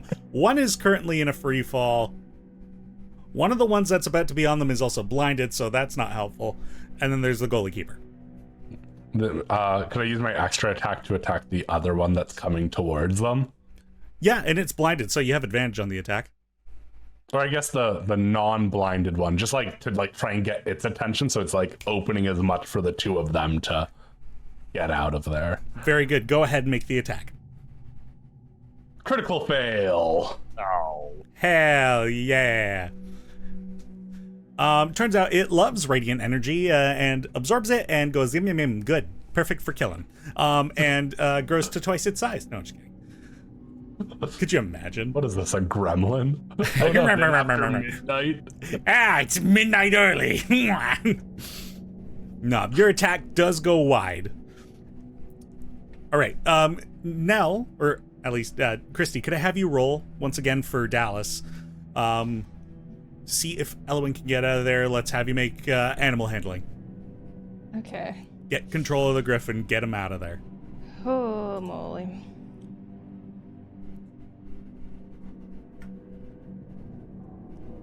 It's better. It's 12.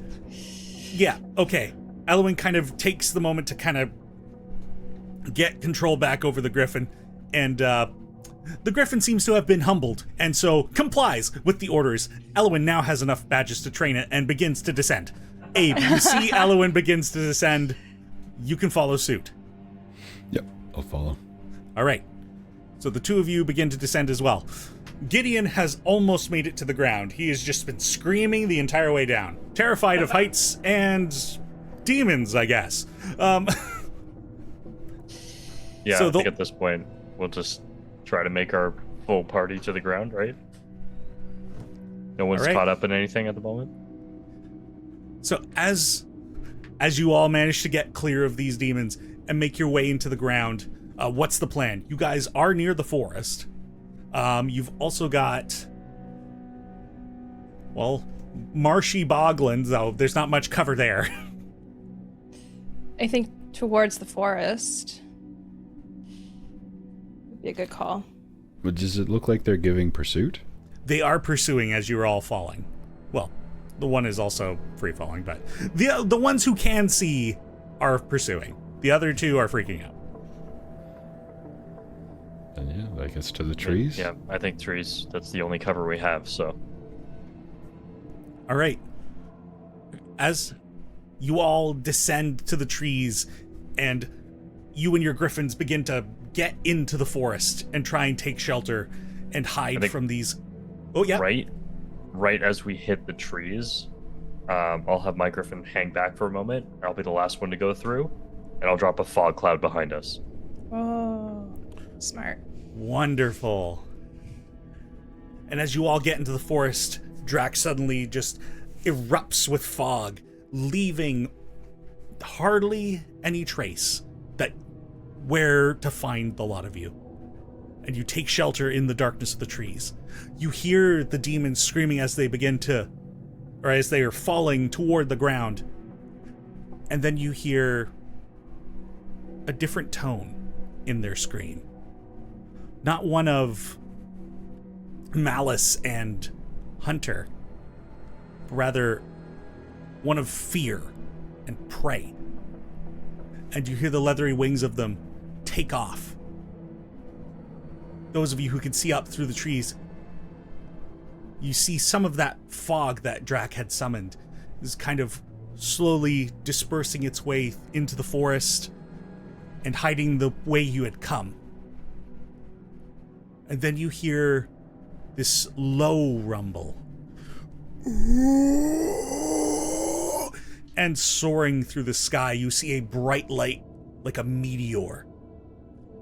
A huge, entire flaming entity with huge wings just kind of floats through the sky, going towards one of those demons that was blinded up there by Drac, and snatches it out of the air and cruises back around like some strange living military plane. And it leaves a trail of ashen fire behind it through the sky. Is it like bird-like or like draconic in any way? More like bat-like. What the fuck? And it's like on fire? Yeah. Would we, this is some complex math, but would we be able to tell its rough wingspan? Yeah, like can you get like a size differential from like it picked up the demon? It's probably a little bit bigger. Not like it picked up the demon, but more like it snatched it out of the air. But it's not a huge size differential. It'd be categorized as a huge creature. So it's probably got about a 10-foot wingspan. Slightly bigger than your guys' griffins. Whoa. And I think about so many months ago, that big bird I saw over the desert. Is it smaller than that? This is smaller than that, yeah. Okay. I just look over at Rhea. What the fuck is that? I think it's some sort of demon. The scent of sulfur begins to overtake the smell of the bog, of the rotted vegetation, definitely giving a hint to its infernal nature. A constantly combusting entity of chaos and destruction. Not part of the natural element of fire, rather that of a hellfire.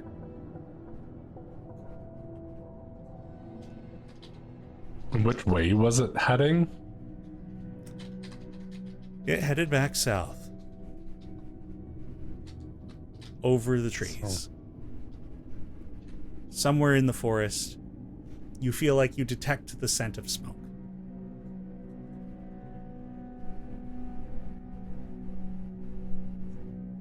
Well, should What we do we go do? after it? From like our little vantage point from the trees, where we're trying to go towards the swamp, like, how far is it? Like, So, going back over to the Roll20 map. So a lot of you are kind of hiding in the forest up here, where the marker is. The strange creatures seem to fly like this way over the forest, where you guys are trying to get to is the Lake of the Bog Beast. So it's kind of deviated from the direction you're heading. Okay. Are we where our marker is, or are we like slightly down? Yeah. Because we did... No, this is pretty much where you guys are calling that day. Unless you decide to walk further, but I'll leave that up to you. Yeah, I was gonna... Are there still, like, what are they, the Nabasu? Any left of those? Or did they flee when that... Pretty much. When that thing showed up, they took off. Say, I don't know how much we want to fly from here. I guess... Are we still like 3 days on foot, though? About that. Okay. I mean, maybe we could risk one more day trying to fly. What time of day is it right now? It's about, like 4 in the afternoon. 4, maybe 5. Okay. I was gonna say, like, I can cast pass without trace, and we can like walk like through the like edge of the woods down a little bit before we like, and then like we can rest and then try flying the next morning. Like if we leave like early in the morning or something. I think that's a good idea. Just get as much ground covered as we can. Or do the griffins have dark vision? I don't know if we want to push them through the night, though. True. Okay. But to answer the question, they do have dark vision. Okay. So I can try. Yeah, doing pass without trace.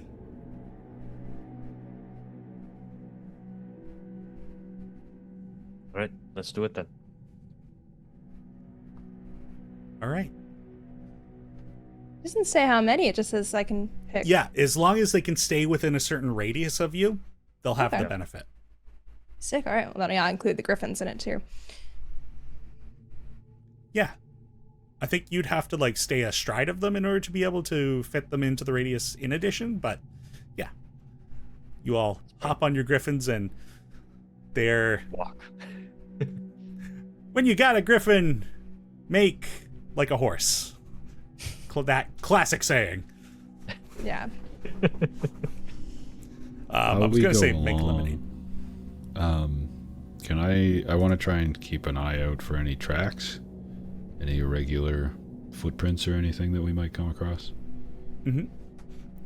Go ahead and let's have you make... Can I help Abe with that? Yes. I'll have you either make survival or perception, your choice.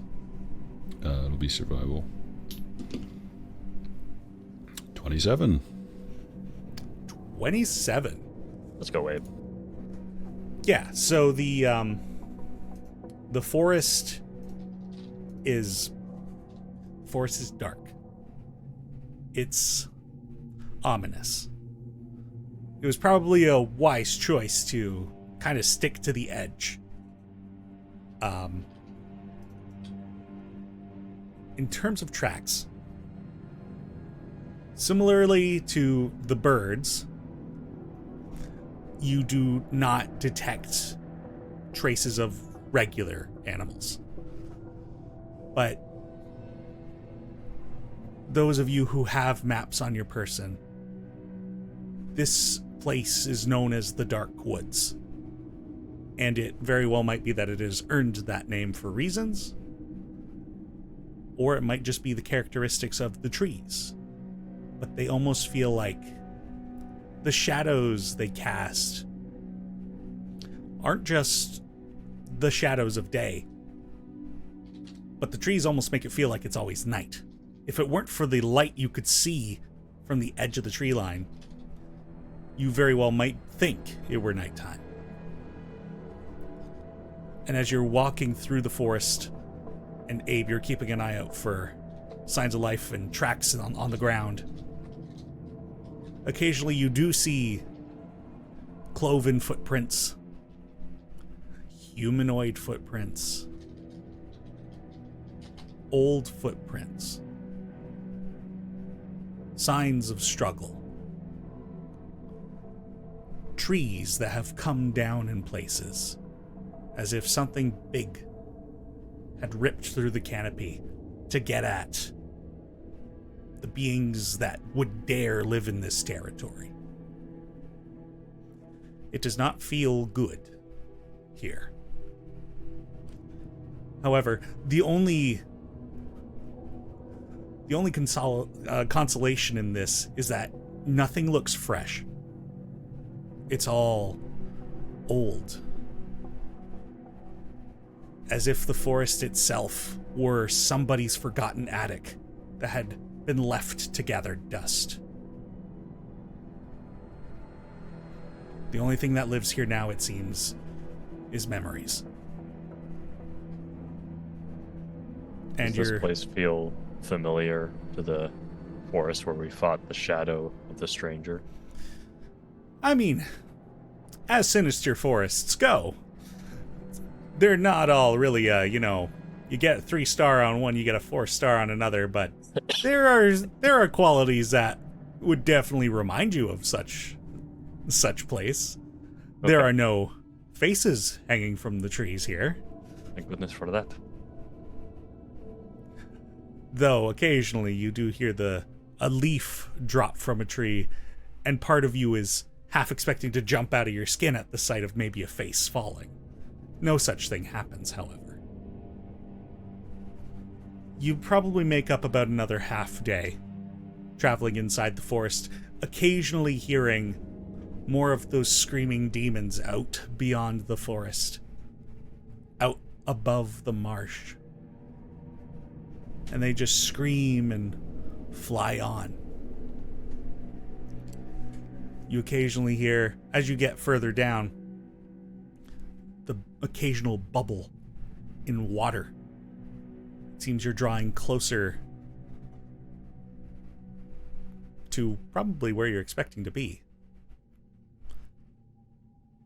Or maybe the natural gases in the ground are beginning to come up through, and whatever moisture is there is escaping. This place does not feel good. Part of you wonders, why would druids want to call this place home? Unless it had been different at one time. That would have to be it. Because this is awful. But eventually, tiredness does reach you all. And there's a point where you'll have to set up camp. Do you dare set a fire? We did promise the griffins some warmth. I'm not sure how we will provide that without fire, but...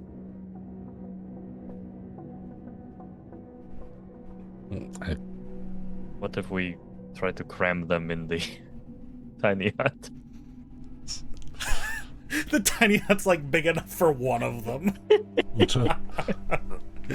You each take turns inside the hut. Russian dolls, the griffins, one inside the other. Each griffin that enters another griffin, just like that famous Tauntaun scene from Star Wars. I thought they smelled bad on the outside. Griffin proceeds to climb into other griffin, saying same quote. Yeah. I mean, I can convey the idea to them of why we maybe shouldn't set up a fire tonight. Not to attract the attention of those things. We'll ask them for a nod if they're understanding. I'll have you make a persuasion check with advantage.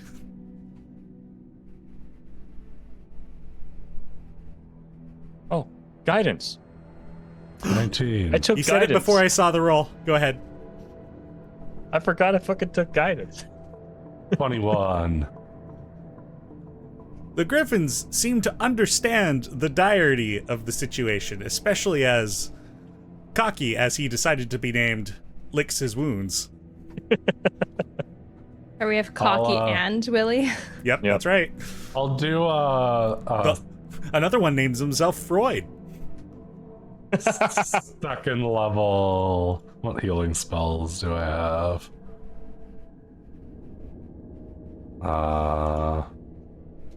What would get the most? I think it's just cure wounds. Yeah, second level cure wounds. On Cocky. Okay. For 9 HP. That almost brings him back up to max. I'll give him a first level one too. Oh, then he was only 1 HP down, so bada bing, bada boom. Boom. Feel better. Give him a little scratch behind the bird ear. Yeah, Cocky just like plants his forehead against yours, kind of sending you back a little bit. And he's like, no, get back here, and like forehead makes sure he keeps contact. Great, Rhea has a concussion now. You have 5 levels of exhaustion. Critical headbutt. No. Is there anyone we should try to reach out to today, friends? I did possibly want to reach out to Leon, just like with his clairvoyance abilities, and I can't believe I didn't think to ask this earlier, but if he knew anything of what happened to my mother, any of his visions had ever given him anything. Yeah, sure. I can talk to him about that. I'll send a message to Huiyan, and I'll say hello again, Huiyan. Question from Rhea. Do you know, or did you ever receive a vision about what happened to the Sophronis? After a short few beats, a reply comes to you. Ah, the Sophronis. In the couple hundred years that we were indisposed, I feel a lot of those visions were hazy. But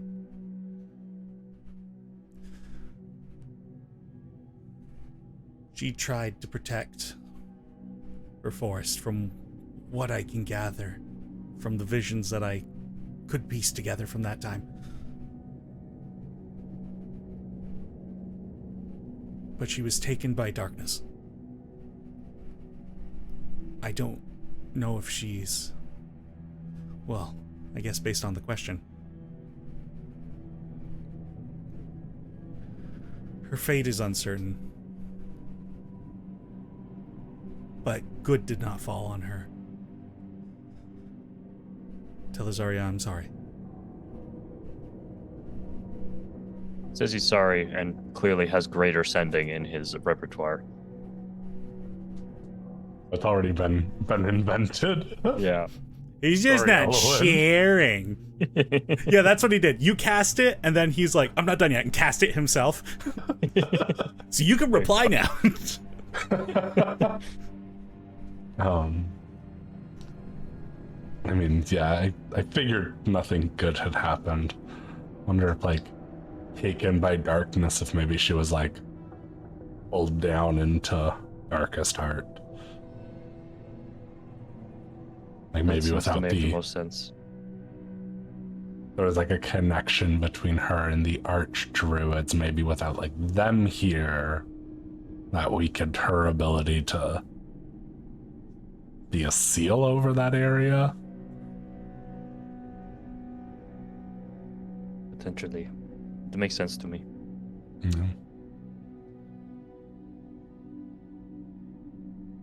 Alright. Well, any other messages, friends?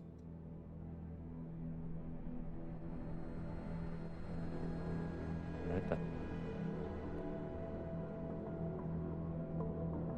Let's cycle watches and get some sleep.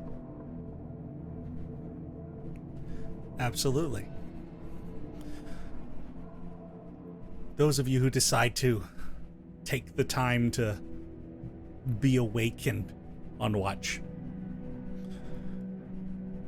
There is hardly a moment where the job seems simple tonight. Just the slightest breeze through the trees has you kind of on edge, looking for the source of a sound. The flutter of a bat's wings above the bog just beyond the tree line. The occasional ribbit. The squealing of cicadas on a very rare note. An otherwise empty and isolating silence.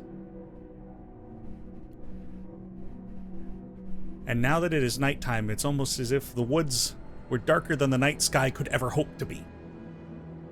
Or maybe as dark as the night sky is hoping to be. The night does pass. And eventually, the sun rises, causing the shadows of the trees to stretch across the ground like they were fingers clawing their way out of their own graves. But you get your long rest. And the day is new, and the griffins are also showing a bit of antsiness. I think once everyone's awake, I'm gonna ask Rhea,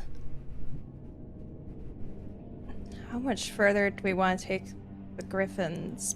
Because at a certain point, they have to make their way back alone. With all this shit happening in the sky. Man.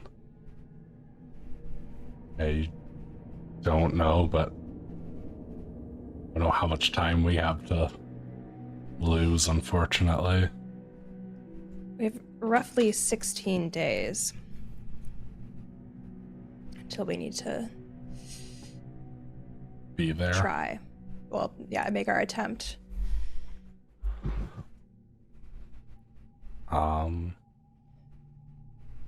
Yeah, I mean, we've got, 3 more days on foot?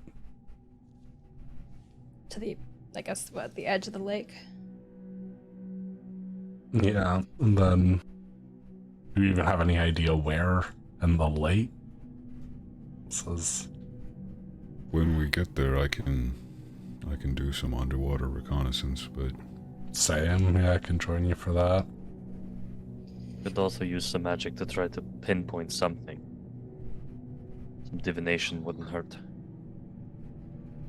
Yeah, It's just- maybe I'll check with them and offer them this is a moment to leave, just like knowing that their journey back won't be the safest. Because otherwise it's, one more day with them? If everything goes well? goes well? Alright, yeah. Pretty much. Don't think Yeah, we would be able to push them past that, so. I'll use the speak with animals again and talk with Goldie about the current situation and how realizing that there is peril and treacherous journeys to get back, if they would rather part ways now. I'll also explain to Goldie as best as he might understand our situation to see if the griffins want to stay with us in the long run of this, and it's their world at danger too. That their services would be quite useful and helpful, and I can't promise them much now, but you know, any food I can get them, any reward that would be worthy of their help. Well, unfortunately, D&D doesn't really have a skill for guilt, so I'm just going to have you make a persuasion check. Not good Roll at for it. peer pressure. Does the guilt give me advantage? 3.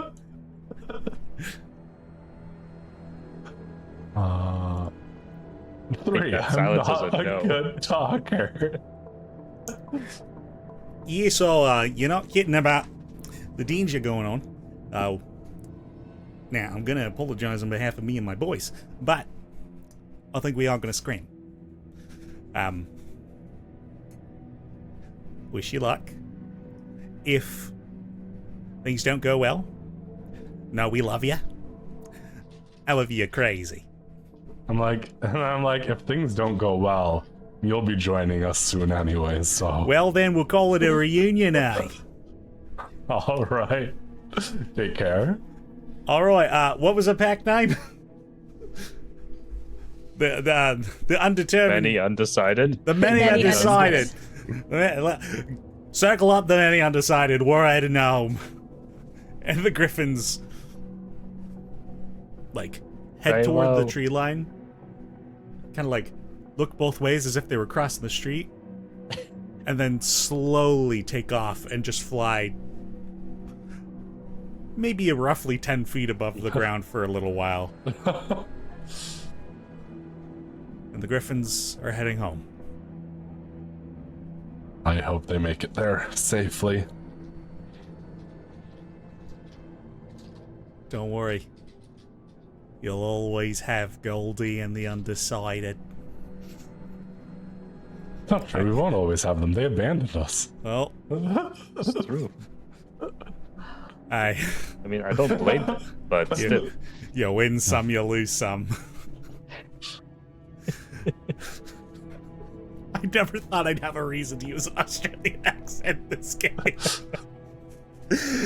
Oh, Much Now less we've for a learned. pack of griffins. yes. Griffin's, native accent, Australia. Yeah. Yeah, wallaby. All right, what's I mean, if course there of was action? gonna be an Australian animal in real life, it would be griffin, because it's just so fucked up. Oh my god! Yeah, griffins are just flying platypuses of fantasy worlds. Yeah. Oh, amazing. How many creatures can a large how many people could we have crammed on one griffin if we really needed to?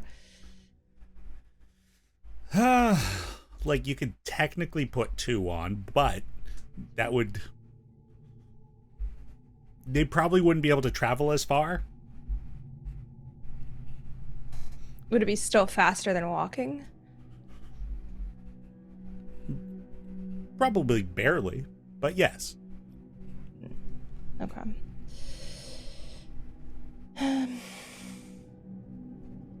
All right, it's not worth it. So what's the plan, gang?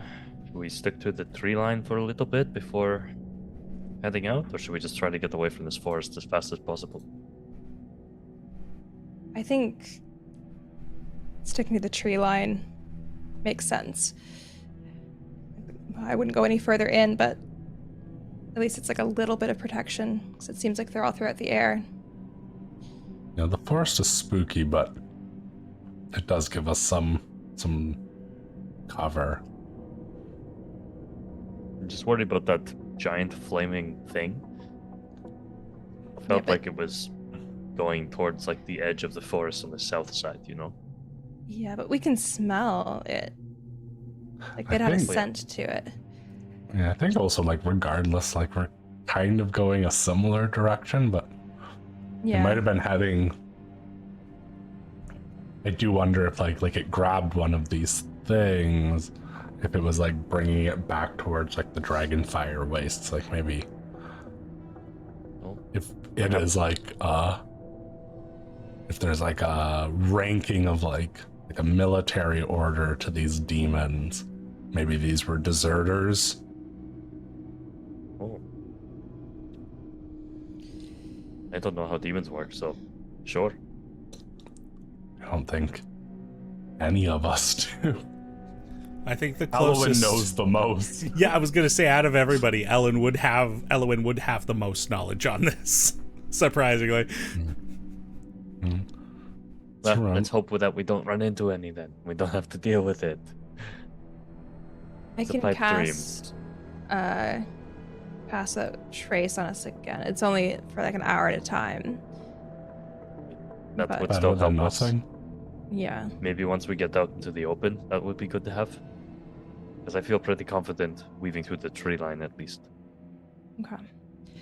Oh, because I'm picking I can pick spells still. I might take like armor, the quick armor, because then at least I'm not clanging around in my plate mail.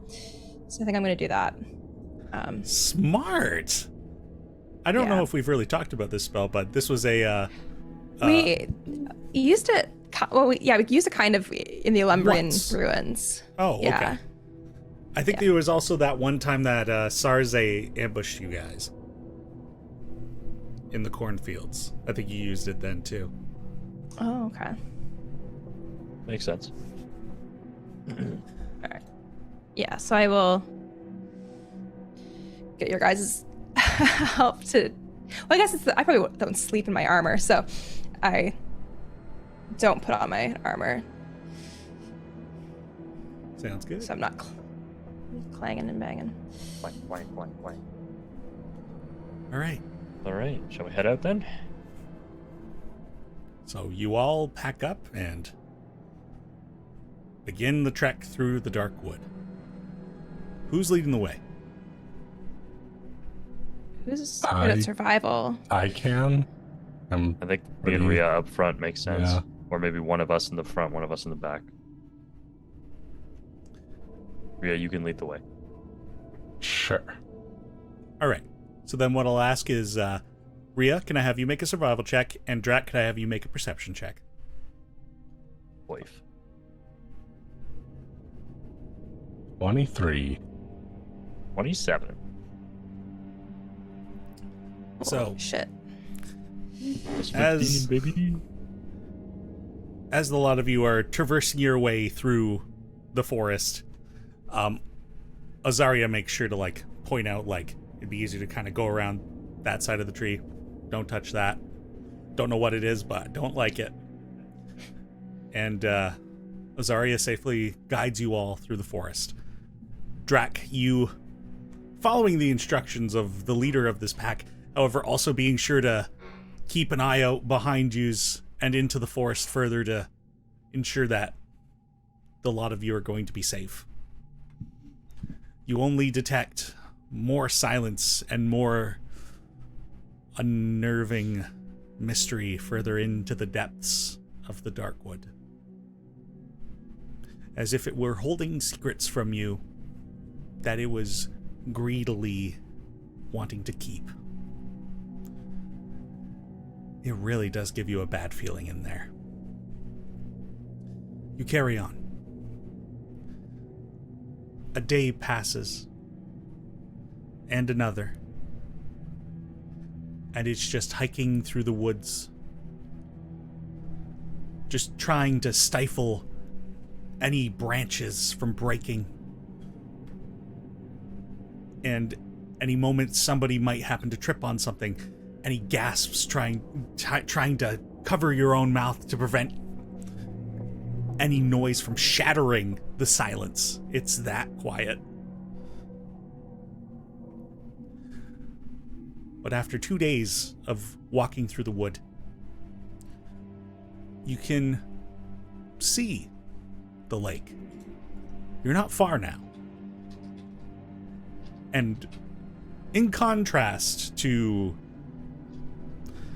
the bog and the hilly terrain that you know is home to the bodies of those passed on,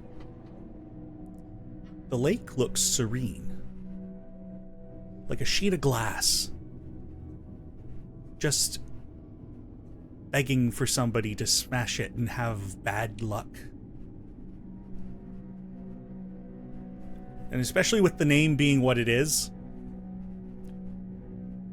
and with the Darkwood being to your side, you wonder if the lake would hold similar secrets.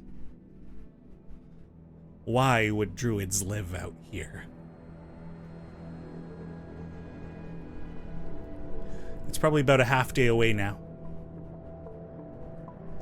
but it is getting late. What do you do? One more day of camping in the forest? I think Think that's so. Yeah, a good way. Can prepare better for what is to come. And the feeling walking on water might come in handy at some point. I don't know. You have the ability Yeah. for us to breathe underwater as well. That I cannot do. You and I can do that, but can't help you with it.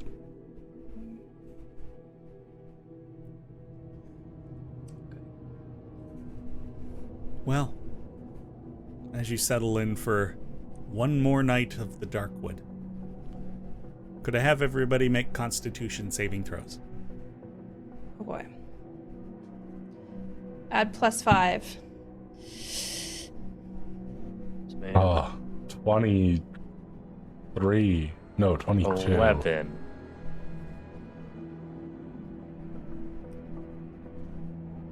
$32. Holy fuck, dude. Oh, let me roll for good. Roll for Gideon and Elwyn as well.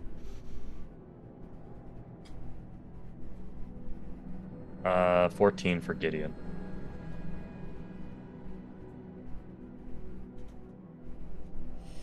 And a 22 for Only- Elwyn. And only an 11 for me.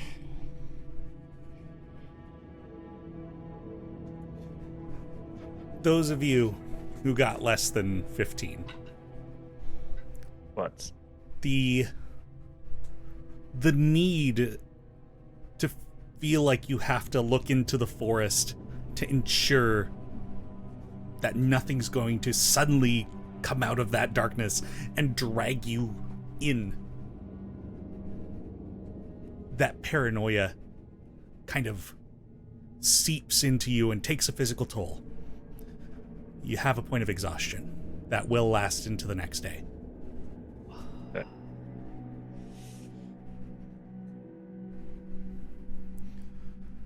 I'll add that to Gideon's sheet.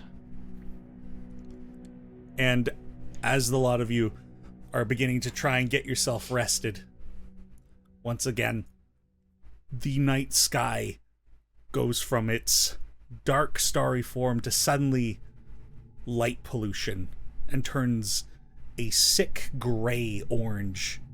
And once more you hear off in that distance that The moment I trailing hear that, I across. cast Pass Without Trace on all of us.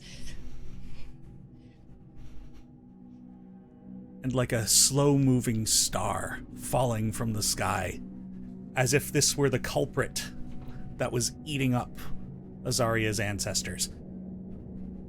Just rakes its way, fire trying to claw through the fabric of the sky to get to what's on the other side. It does not notice you in the dark wood, but its presence is known. It very well seems to be the alpha predator here.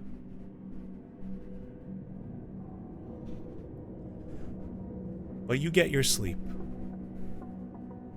and awake the next day. The lake is right there. When I wake up before everyone else, I will use that time to cast Greater Steed to give my boy some wings. So, Baru is once again brought out, and upon the casting of the spell, now what do the wings take form in? Oh my god. I Are should have they- looked at wings before this. Are they angelic in Flying nature? squirrel. Are they Flying like squirrel. Are Flying squirrel. are they flying squirrel-like? Are they butterfly-like or insect-like? Are they just Ooh. magical energy? Ah. Does Baru even have wings? Do they just Lightning wings? begin to levitate? Does his tail spin really fast? Does he hop up onto his tail like a coil and begin bouncing? Yes, all of the above. I think it's kind of like a bit of fae trickery, where like they are essentially like they've got that like the same kind of rainbow that goes through my magic. Like they are basically magical energy, but they're constantly shifting. So I feel like it's either, I'll let you decide. It's either like similar to my sword, that whoever is looking at them sees like how they want to see the wings, or every time you look at it, they see something different. Fascinating.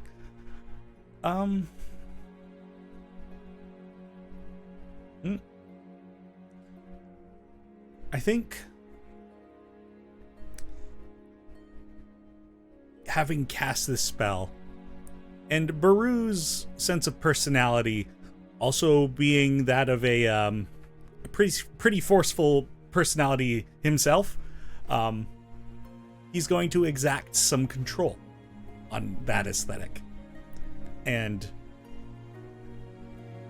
as if wind began sweeping up the ground of the forest floor, like bits of bark and pieces of cedar leaves and whatnot begin to be swept up in a breeze and begin to build themselves into these like forest-made wings, which he flexes and then relaxes, and all of those bits fall to the ground, as if he's able to just summon them from nature itself. I love that. I'll kind of like give him some pets. I don't know how much he's actually into that, but I kind of force it on him anyway. So Oh yeah. and I'll just be like, see, you can hold your own against a bunch of griffins. And you're just as cool as them. the moment after all of that debris drops, it's like an after image. Like in that rainbow shimmering magic, it's like it held that form in light and then faded away. And also he's like, stop. Of course, through action, not word. Yeah. I boop his little snoot. And he boops your forehead. I fall on my Now ass. you're concussed and take 5 levels of exhaustion. Oh no, she Mark, already had I'm one. like, She's no, dead. she's I'm already exhausted. You just gave me irreparable brain damage, dude. No, but clearly this is a sign of him thanking you for granting him more ability. I think I'll kind of ask him while we're waiting for everyone to wake up, because I can communicate with him within a mile. So I'm wondering if he'd be okay to like go up pretty high and like keep an eye on things for us as we try to leave our cover and make our way to the lake. Yeah, so where do you want him to like go? Like keep above the forest, like head out toward the lake? Yeah, kind of like shadow us, but like I think like higher than, like, cause like how high up were we flying? Or, like on the griffins originally when we encountered the Nabasu. I don't know. That would have been up to you guys. Maybe were like high at enough to, least a couple hundred clouds. feet. No, the We clouds said were we above. I said we Oh, were okay. like higher than the trees. Yeah. I don't know distance, so I couldn't tell you how many feet are in a mile. So Well, I couldn't tell you how many feet are in a mile either. It's like 3,000 or something. okay, so I don't yeah, know. so definitely like I want him to be flying like higher than we were, in the hopes that he'll be like kind of even higher than if there's still like swarms of those monsters around, that he could be kind of like not super like noticeable to them ideally. Right. But like still kind of keeping an eye to be like, oh, but like there's a swarm below me and they're coming towards you or something, you know. Could Ellen cast like invisibility on him or something? Oh, You'll That have way to it wake doesn't her have up. to be so far, you know? yeah. I mean, like before we get going, you know? But like he can be within a mile. A mile So- is 5,280 feet. Holy shit, yeah. So like, we could still communicate. So I think that would be fine. Yeah. Yeah. Because then invisibility is only an hour and it's like a half day to the lake, right? Well, yeah. It's like So maybe we what could, are like- you trying to get him to find? Like, are you trying to have him scope Just- out the... I just want him, like, while we're walking uncovered, to be kind of, like, above us, Oh, looking around, like a lookout, basically, to be like, the hellfire bat's coming. right. So a lookout rather Hide. than a scout. Yeah. Okay. He's our UAV, What's UAV? unmanned something Aerial vehicle. Oh, vehicle. gotcha. Yeah, that sounds about right. Yeah. So, but yeah, basically just a lookout for us as we start, like when we start going, for him to be like up, so that like we maybe have a bit of an idea that what we're about to face. Okay.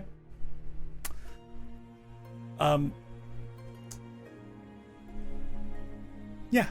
All right. So, eventually the rest of the morning goes by and the rest of you wake up from long rest. And Nell, you can absolutely have Baru play that role, for sure. What is your plan for this day?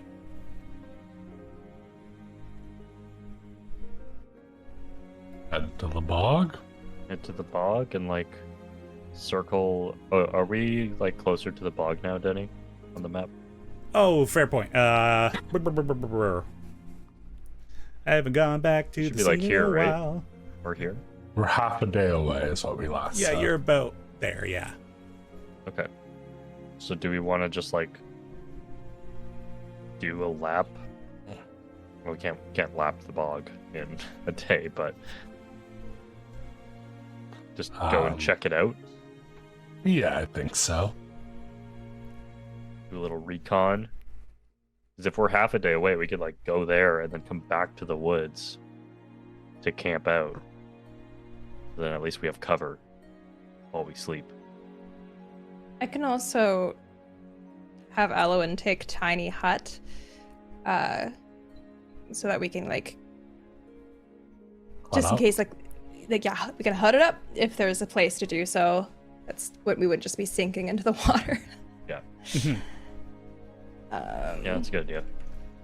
I don't know what to get rid of. Sorry, Alan. She's not gonna take sending today. To take hut. Probably fine. All right. I guess that too, like while Baru is up there, if he notices like an altar, that would be Just really say helpful. obvious signs and say, Yeah, it's Druid like a big, temple like a here. bunch of arrows Yeah. pointing. like a Las Vegas strip sign. Yeah. It's only visible from the sky, so. Yeah. What happens in a druid temple stays in a druid temple. Ole. All right. So you guys begin your hike toward the Lake of the Bog Beast. Yarp.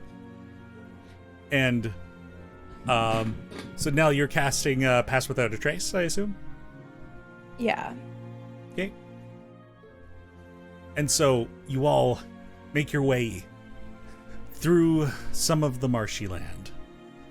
It squelches beneath your feet as the moisture becomes much more present, and mud clings to your clothes.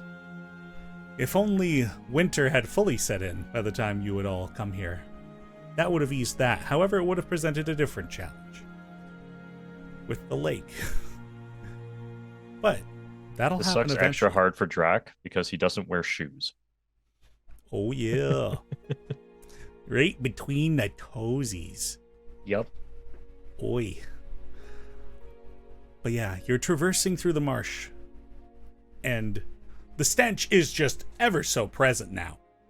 Like, vegetation is just constantly dying and drowning in the marsh, and then organisms are just eating what's left over and causing...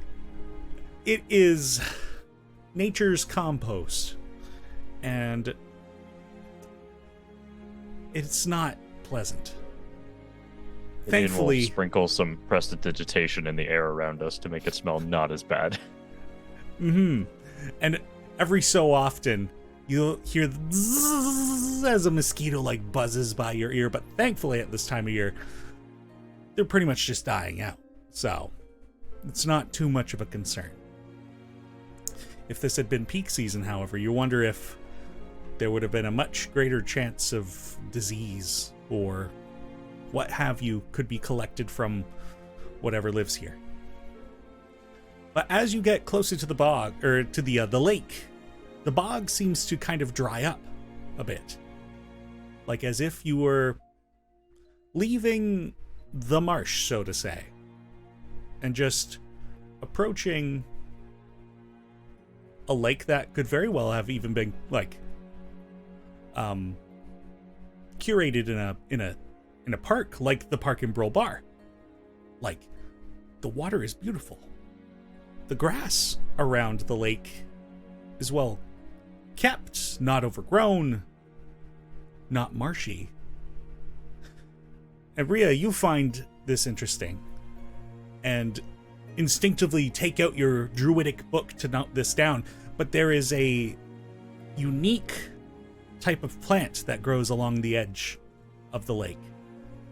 It's like it looks like a cattail, this long stalk, but at the end of it, instead of like the brown tube that's characterized of these plants, it's instead as if it had exploded, and it's this fluffy oblong flower, but it's modeled like a cow. It's black and white, and it seems like the hues or the tones of black and white kind of shift,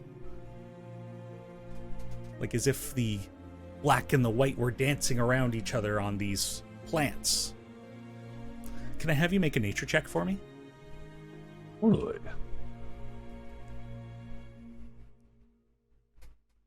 32. You feel that there is significance in the coloration, and note, based on you've been keeping, at least as best as you can, a pretty vigilant eye on the sky during the nighttime, and you think that the coloration of these plants reflects the state of the moon. There is a connection between them,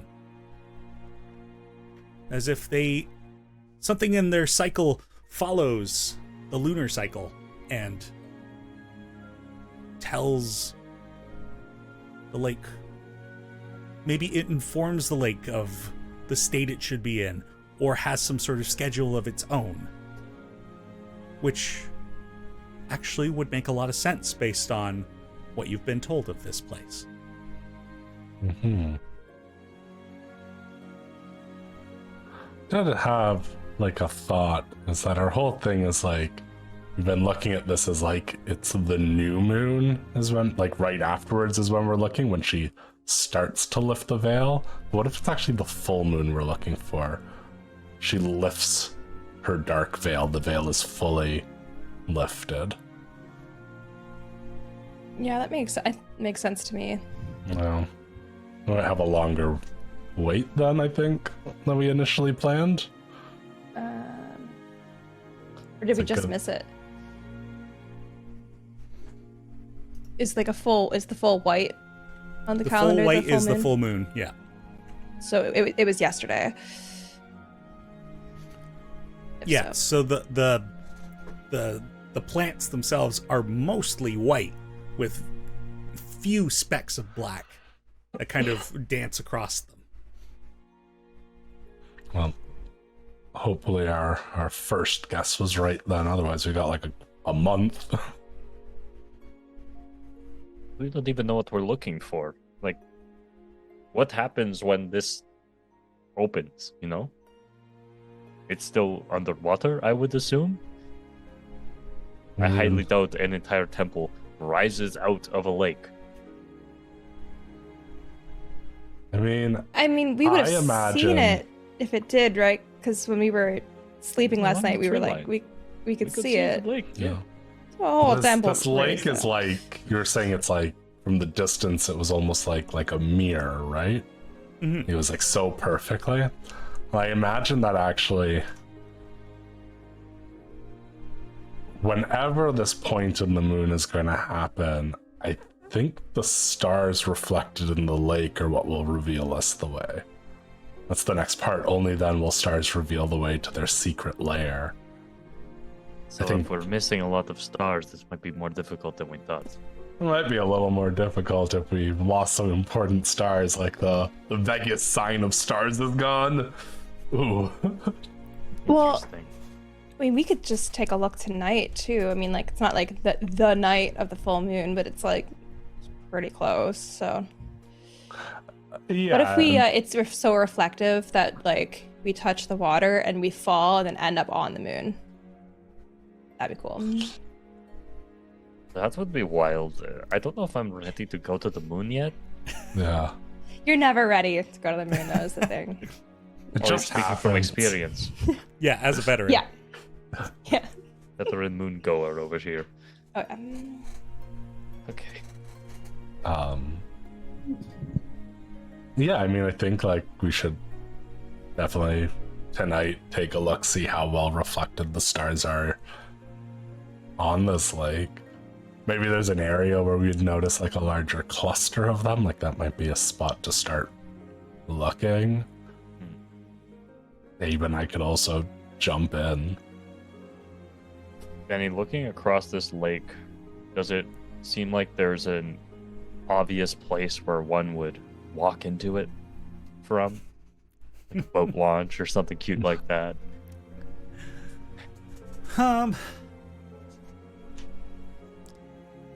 Not particularly. I mean, aside from the like unique nature of this lake, the borders don't really give anything away. However, There's no like structures or anything, no unfortunately, markers of not. any kind. I mean, sure, there are like trees here and there, but Nothing like that really creative. stands out. Yeah. Okay. Also, I lied. It's actually been 2 days because we're on the 6th day of travel, so it's been 2 days since the full moon. Can't believe you'd lie to us. I'm gonna just use my wand of detect magic and just see if there's anything magical around. Is this perfectly preserved plant life around all this depth? Seems a little sus. Yeah. So, you bring forth the wand, and you cast your detect magic. And normally, when you cast this, what you sense is like you will feel magic around you, and anything you focus on, like you'll see an aura and be able to discern a school of magic.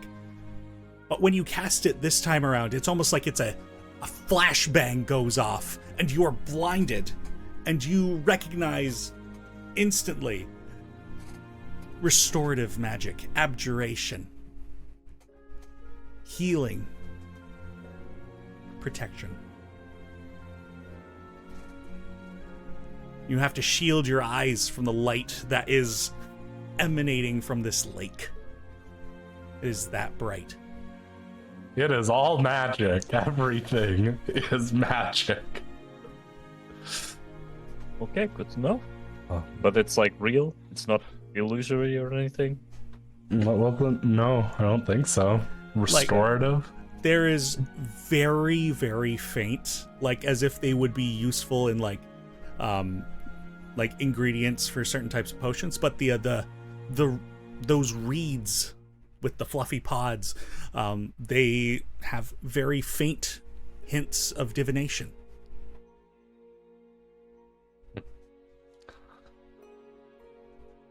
Are there any of those that have like fallen off that like would be like I wouldn't be killing them to pick them? Oh yeah, absolutely. I mean, it depends on like if you're talking about like if one's completely fallen over or like there's just some fluff on the ground. It's like some that have like snapped off in like the wind or something, or have like shed their fluff. Well, as you're looking around to find a good culprit of this, at that very instant, it's so very obvious due to the state of the lake that you can almost even feel the small vibration that spreads out across the water as suddenly something lands on a stalk and knocks it over, and you look and there's just this frog, and it's this like dark black frog with like these strange white spots on its back, and he's just looking at the lot of you, and then hops The away. bug beast. Bye, bug beast. Does it hop away? Is it like jumped into the water, or is it like nearby? It's still nearby. It hasn't hopped back into the water. With the animals. Wait, stop. Why do you want me to stop? I'm busy. Sorry, we've never been here before, and I just had some really quick questions. All right, I'll take time out of my busy schedule. What do you want? There is, or was, like an enclave of druids, protectors of this area that used to exist here. Have you seen any signs of that location? Have you seen any signs of habitation apart from the natural wildlife? Do you know anything about this bog beast?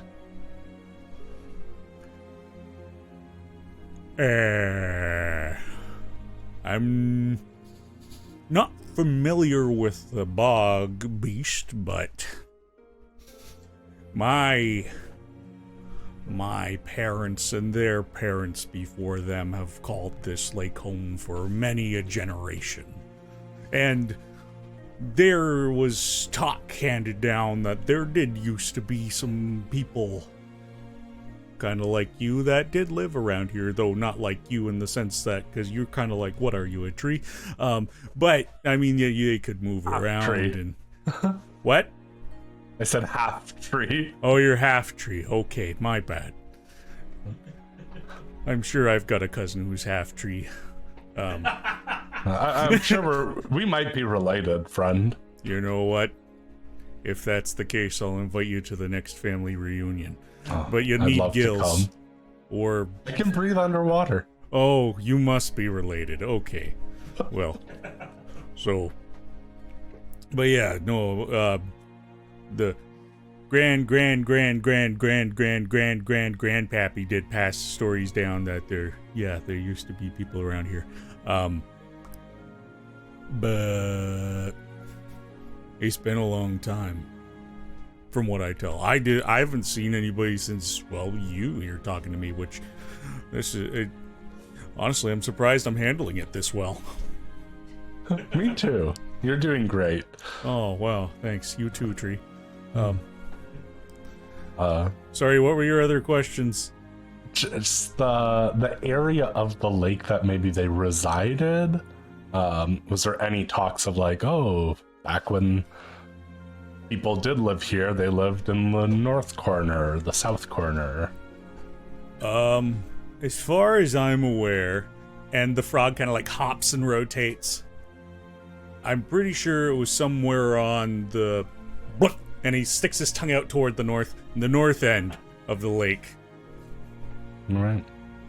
Well, thank you for the help, and see you at the family reunion. Oh yeah. What was your name?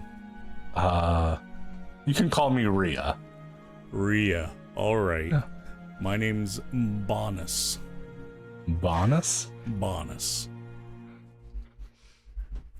And you were saying this frog had black and white, like, Yeah, it was coloring? dominantly black, but had white spots on its back. I was like, your colorings don't change throughout the moon cycles, do they? He takes a moment where he has to really think about it. Not that I know of. Okay. Well, that's all I was wondering. Okay, cool. Well, stay safe out there, cousin. You too. And hops back into the lake. This whole time, everyone has just been hearing Ria like croak like a frog. Drac is like enraptured in this conversation, has no idea what's being said. He's just like, I'm just like doodling Ria as a frog. half tree, half frog, all brain. Smartest of both species. That was incredible, Ria. I hope you got something worthwhile out of that. Actually, possibly. Yeah, he said that there were stories many generations of frogs ago. So not that long ago, right? Yeah, like, like 20 year. minutes ago. Fucker. That there were some sort of like people here, whether they're the druids or maybe it was something else, but they were like in the northern kind of end of this lake. That might be a good spot to check out. Okay. Because we're like the northeast or northwest. Northwest. west side. Okay. Okay. That's So we good. can make our way over there. Yeah, I think so. And Rhea, do you think I could touch the water?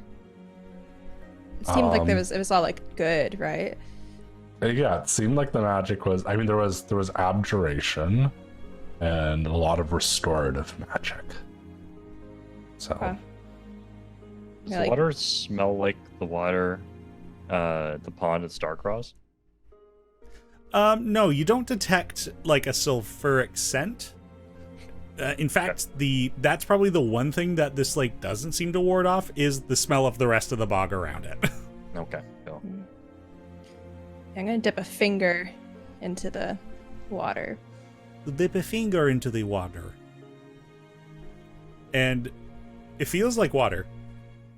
And you pull your finger back out, and it's like there was like a film, like a residue on your finger that was slightly glowing the moment you pulled it back out of the water, and then quickly dimmed away.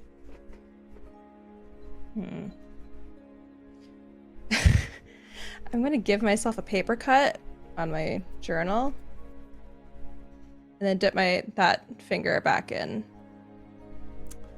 Yeah. So you cut your finger and resist the urge to immediately stick it in your mouth and stick it in the water instead. And then pull it out. And that same kind of thing, that film is like kind of on your finger from you sticking it in the water and then quickly fades away. However, you still got a paper cut, and now you have a paper cut. Congratulations. Fuck. You know what? I get the thought process there. I mean, I'm a scientist above all else, as we've discovered. I don't know. Well, I A do real with an scientist would have empty licked it. vial.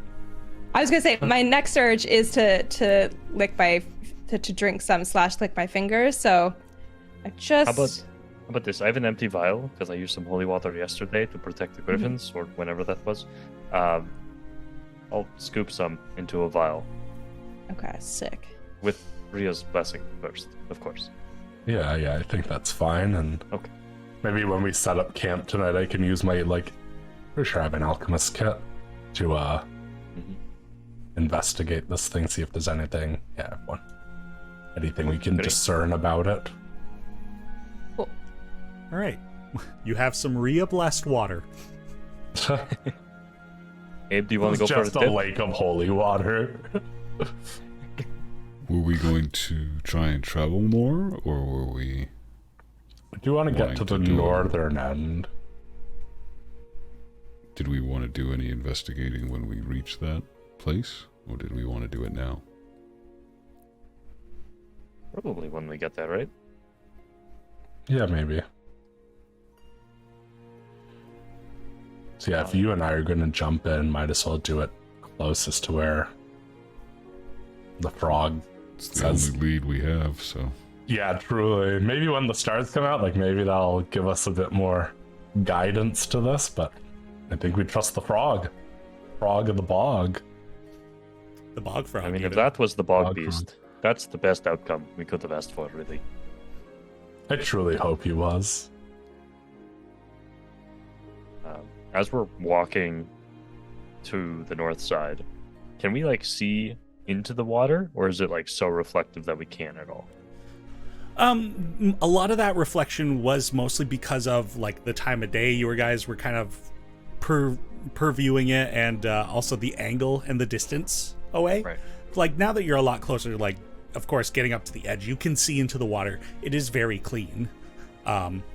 Like reeds and stuff at all, or is it like Yeah, but a it's stone lake almost? Like, there's dirt and sand, reeds, but everything's well kept. Like, it's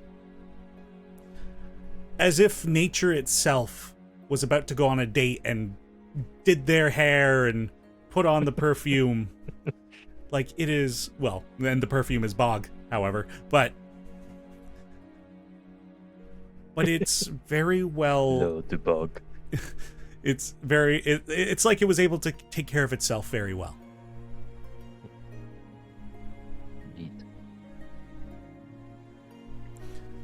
So, you all take the time to move around the edge to get to the north end, and pretty much past this point south, like, though that hilly terrain was really not there. Like, it's mostly to the north of the Lake of the Bog Beast, that the hills, the mounds, the burial mounds, all that seems to be located in that main section of the bog.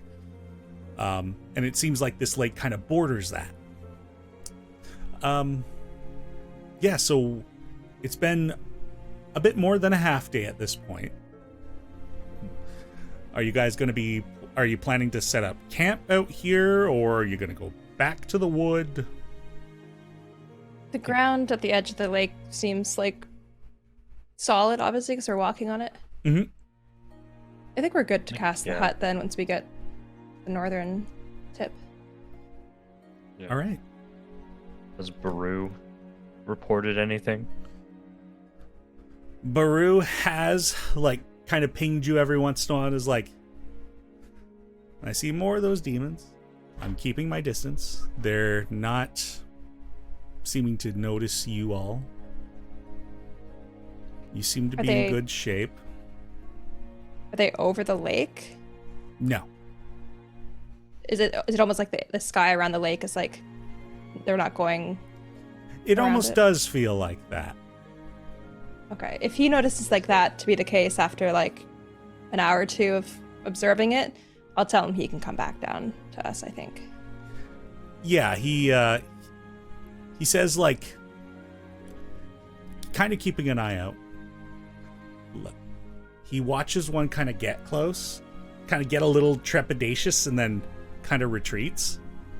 Not like it's a solid wall, but more like it causes some hesitation.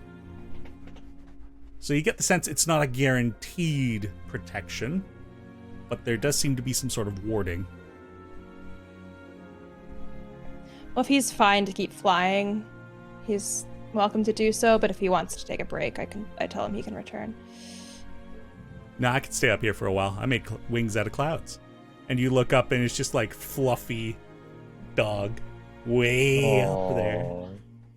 The Samoyed. Must pet it. So cute. I hyperventilate a little.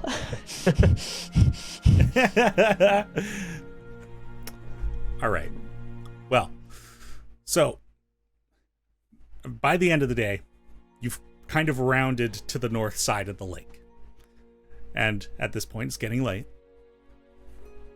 You can easily have Elwyn cast the hut, sleep on the edge. It seems that the border of the lake is solid enough. Like, you're not going to be sleeping in the swamp. And it actually feels better than the forest. Aside from, being able to look up in the sky and potentially see demons flying overhead. But aside from that, it's pretty good. Yeah, once the night sky is out, I just want to see like how the stars on the lake look and the moon and stuff, and to see if there's any thing that's like, oh, the moon lines up perfectly in like this area. So as you're watching the reflection of the stars on the lake, it does do something quite interesting. it's not a true reflection of the night sky. It's almost like if you were looking through one of those like giant telescopes into space and you were like causing it to turn. Like the stars are constantly just swimming in this reflection.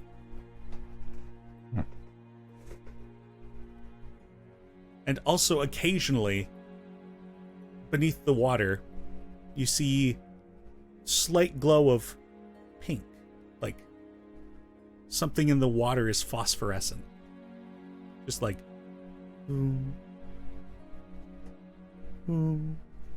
just occasional color. Can I try to get a closer look at that? Oh yeah, make a perception check. Chalk. I'll make a perception chalk. I have Chalk. disadvantage on this perception chalk. Chalk? I can give you guidance. Well, Okay. I'll take that guidance. give him that guidance. Total of 19. All right.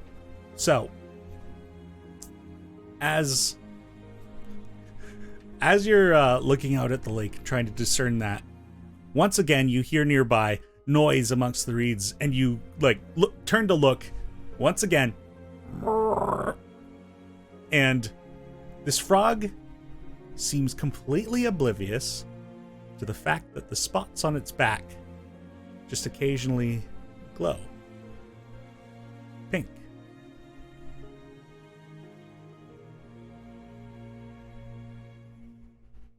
So the frogs are glowing. Does it seem like the same frog as before? I mean, out of anybody, you would be the most likely to know. However, this is a challenge. Go ahead and make an intelligence check for me. These important rolls. These are where all my good numbers come out. 13. It's definitely the same frog.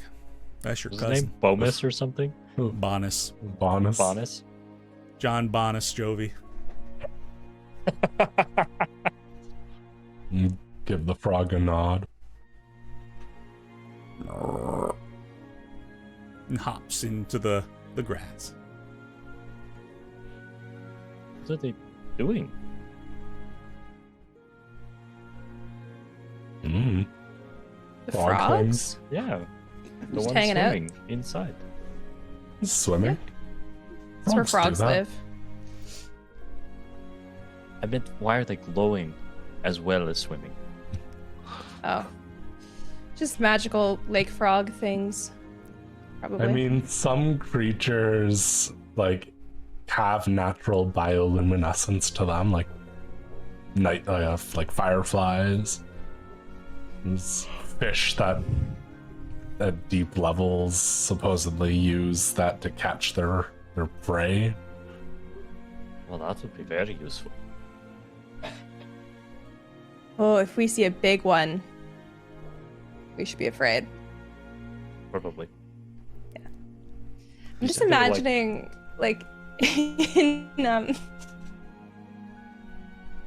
in the deep, and then there's the big ones. You know what I'm talking about? They look like frogs. What are they called? Salamanders? No, there's the really big creatures. Okay, whatever. I'll find a picture later. Thought you guys said would they were know. Are you done with the frog bit? All right, I'll have the rest then. Thank Yeah. you. Abe, should we jump in the water? Sure. Oh. I don't know, I'm going on. I'm truly grasping at straws here. Does it seem as though there's any kind of pattern to the... Maybe I'm misunderstanding, but the stars are they slowly kind of spiraling around the lake, or is it like a quick thing, or... It's pretty fast. It's almost like the stars themselves were figure skaters on the surface of this lake. Okay. Does it seem like there's an epicenter to the rotation? Not quite. As you're looking at it, it all seems pretty random at the moment. And Really? perhaps that whatever this cycle is allows them to become more clear in their movement.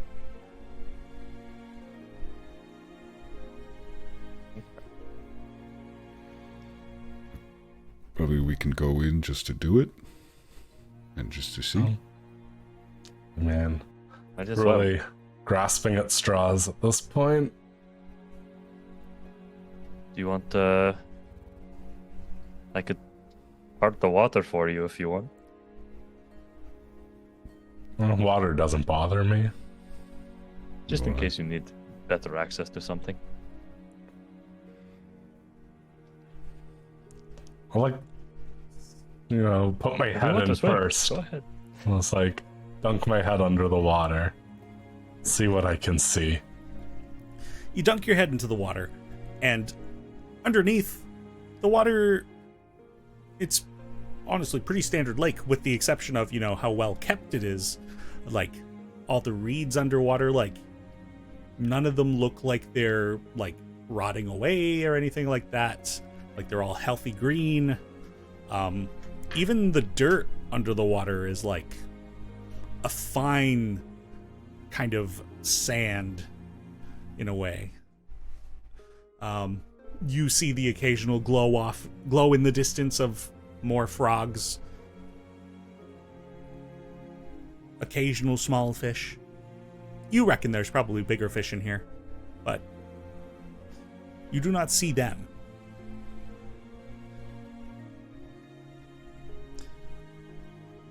I'll You pull mean my it- head up and be like,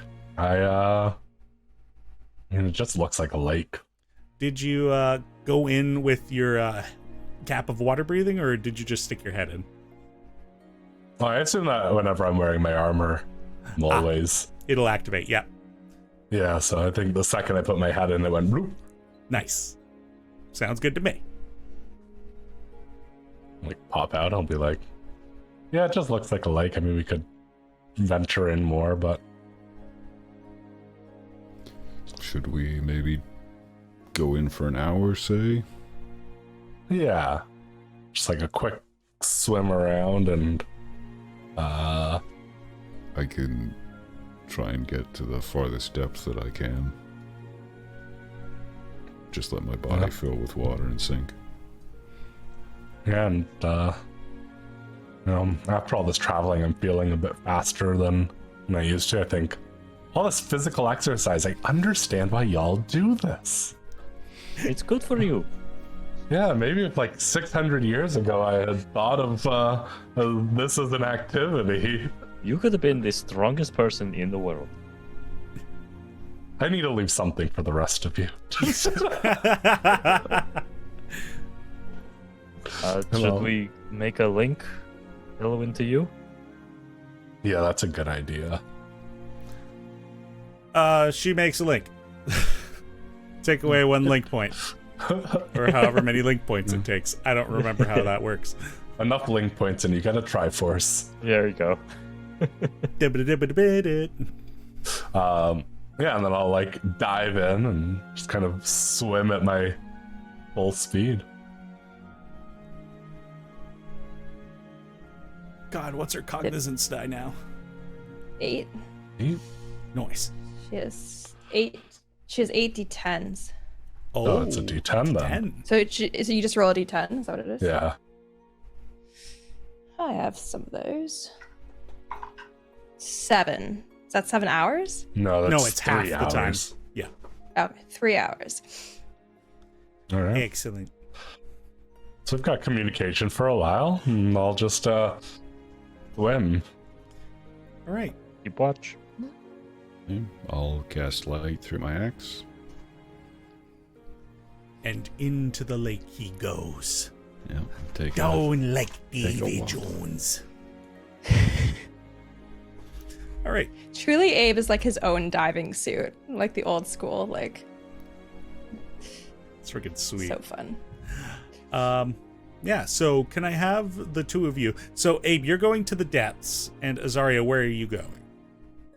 I'll kind of like follow Abe down a bit, but like kind of head towards the center. So like going down into the center on a angle. All right. Can I have the two of you make investigation checks with disadvantage? Or, no, you're both going to the same spot. You can make it just straight. 33. Oh, I rolled a crit and it's still less. 27. Oh, huge rolls, guys. Great job. I also forgot we were doing this, but everybody who rolled crits today, you have inspiration, of course. Are we doing that? I thought we weren't doing that. I don't remember we're anymore. doing It just occurred to me. Danny, we're not doing that. No. Okay, because cool. It became You give- ridiculous in combat. Yeah. Oh, yes, You give okay. inspiration when you feel like it's appropriate. That's right, okay. I'll take some if you want to. Like, I mean, I'll always take an inspiration. Of course, of course. So sorry, Abe, what was your total? 27. 27. The two of you make your way toward the center of the lake. And thankfully, with Abe's illumination, you definitely are able to see more than you likely would relying on just dark vision alone. As you make your way into the bottom, it gets cold. It's heavy. Like, the pressure is a lot down here. The area that you're in, you pretty thoroughly scan. Yet you do not find the entrance here. You spend an hour or so, about the time you had budgeted, thankfully. But yeah, you make no sign.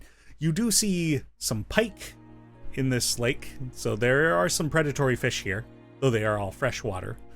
However, you are bigger than a pike, and pike are scared of that, so they do not engage. An occasional I have turtle. a desperate need to see Abe just grab a fish with his hand. I don't know why, I just feel like you could do it. That's why you should have gotten the grappler feat, just so you can grapple with fish. Abe can put it on his dating profile. It can be him holding a fish. Ugh. All right. So, do you continue swimming, or are you going back? What's your plan? I feel like we said an hour and should maybe go back. Yeah, it's dark. The Keep in pressure mind, is you can getting to also be heavy. you can also communicate with Elwyn. So Yeah, I mean, we've got 3 hours of communication. Maybe try another hour of this, just continuing along the bottom to see if there's any signs of something. Sure. Or maybe half an hour, and that way we have a full. It'd probably then take an hour and a half to get back, and we'll have communication the whole time. Sure. Also, just to say it, be keeping an eye out for, like, evidence of anything other than wildlife. Like, any oddly shaped stone protrusions or, weird rock formations. Yep. I think I'm looking for, like, similar to when we were traveling on the road, and like when I first kind of like gained my druidic powers, I could see like the like druidic text through nature and stuff, like signs of that communication. I'm just like looking for anything like that, like signs that there was something here, that nature is guiding me in the right direction. All right. With that, Abe, you can roll. I'll have you roll perception or investigation, your choice, with advantage. And Azaria, I'll have you make a nature check. Dirty 20 on investigation. 20. So, Azaria, you kind of coming to the realization to perhaps attempt to tap into the natural elements around you, you kind of let yourself go to see if the current assists you at all. and you begin to slowly drift back up closer to the shore, kind of like the halfway point between the shallows and the depths, so to say. You take that to mean that it must be somewhere between middle and the edge. Whether you're on the right part of whatever ring would follow the edge of the lake, you don't know. But somewhere on the north end, likely more middle, halfway to the center. Abe, as you're kind of keeping an eye out for anything that might stand out differently, nothing man-made really pops out. In fact, hardly any evidence makes itself known. In fact, like no evidence, aside from you and Azaria. However, you do come across a rock indeed, but it's completely black. And occasionally, the pink glow of spots on it. It's covered in the frogs. So they're just hanging out down here on this rock? They're just hanging out down here on this rock.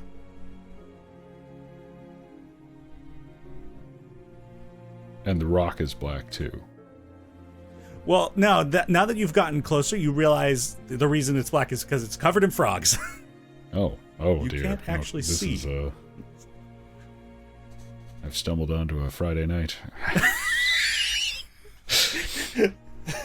I will, I guess, head back. Okay. I don't have any mental connection to anybody, so. All right. The two of you head back from your reconnaissance. Like relay this like information of where I think things will be. I wonder like where Abe was with that like rock with all the frogs, was that like below where my body had like naturally with the current gone? Like I wonder if they like line up and that rock's special. No, in fact, that rock was closer further down. It just seems that there are a lot of frogs in this lake. That's the fucking rock. For sure. Yeah, I mean, I think at this point we wait to see this moon cycle thing, but we've got nothing else here. All right. And of course, the moment the two of you get out of the water, you, for a few seconds, glow with, like, moonlight. And then it fades away. Well, the stars you were saying were, like, spiraling random in the lake. Is the moon, like, relative to where it is in reality? Yes. The moon does actually reflect properly. Cool. All right. How's that moon cancer looking? It's been a few days. It's still slowly creeping. It's not huge by any means, but probably observant common people might begin to notice it. Oh, is that reflected in the water? Yeah, it too.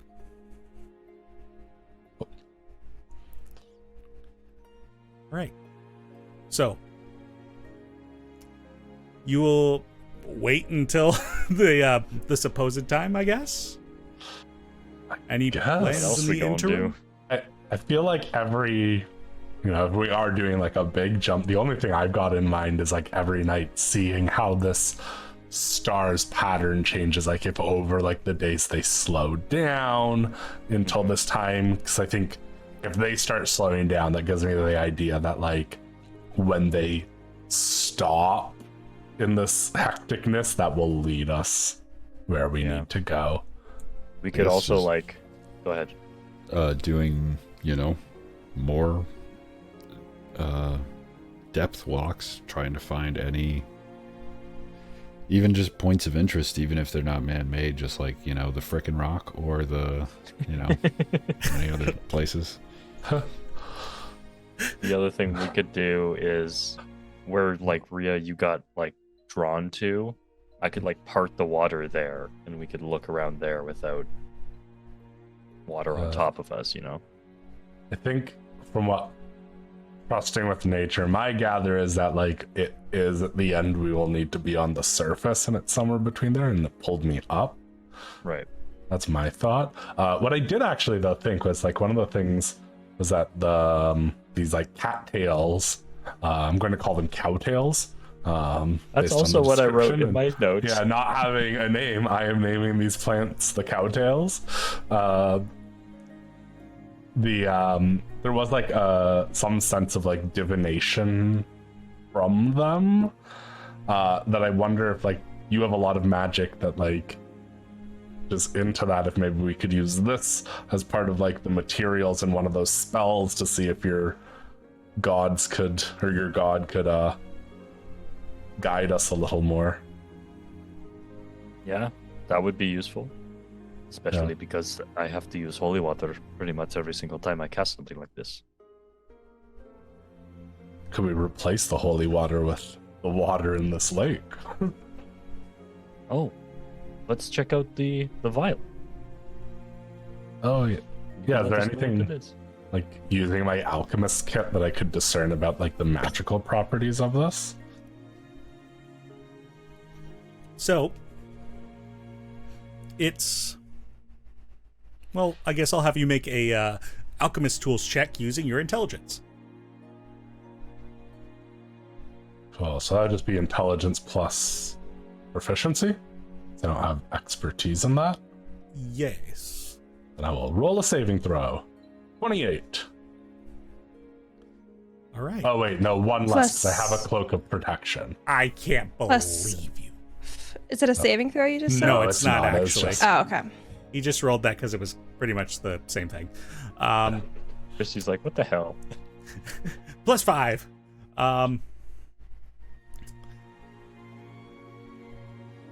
So kind of taking a look at the vial of water. It is interesting. Because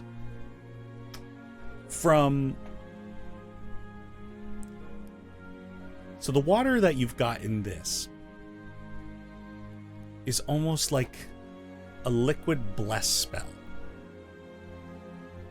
However, you go to the water to get another vial. Oddly not the same. You guys did something to this one. Or something happened to it. That kind of activated something, maybe? I got Rhea's blessing. I mean, let's try that again. Like, you ask, Rhea, may I take some of this water from and I'll the well? give you my blessing, of course. You put it in the vial, and there's a moment where it kind of glows with a little flash, but almost dies. It's like that this ability can't be abused. It was, like, genuine the first time, and now it's just for science. Science can be genuine. I would say it's the most genuine, but the lake disagrees. The lake is judgmental. So with this vial, like, do I think if someone were to, like, drink it, they would get the benefits of bless? Yes. Not requiring concentration. It would only affect the drinker. But yes, for 1 minute. It's like, well, hold on to that. Well, it's no holy water, but could come in handy. Mm-hmm. Rhea, can I drink some of the water hasn't been blessed by you? I think so. It seems safe. We were all in there. Hell yeah. There is fish living in there, so that's a good sign. And frogs fucking. Yeah. I do let you know, like, just watch out for the frog eggs. Yep. It's just boba. Don't worry about it. Not nature's boba. Oh my god, I'm thinking about like literally like Shrek having boba tea now. Oh no. Like that feels like such a Shrek animation, right? Yeah, Like, I can see it. Yeah. yeah. Oh. Yeah, I'll just kind of like kneel next to the lake and like take a little sip. The water is like Explode. the water is almost faintly sweet, kind of like maple tree sap. Delicious. Cool. It's all the science I wanted to do. All right. Well, so I guess it's going to be a camp out for a little while. So a couple of days go by. You guys continue traversing into the lake to occasionally take a look around if that's what you decide to do. And 2 days go by. Abe, that night, heading into the second day of camping out next to the lake, you're quite violently awoken from your sleep as you like feel like the soul shard in your chest were about to pop out. Like you feel immense pain in your chest. You wake up with a scream and oddly find yourself panting despite requiring air.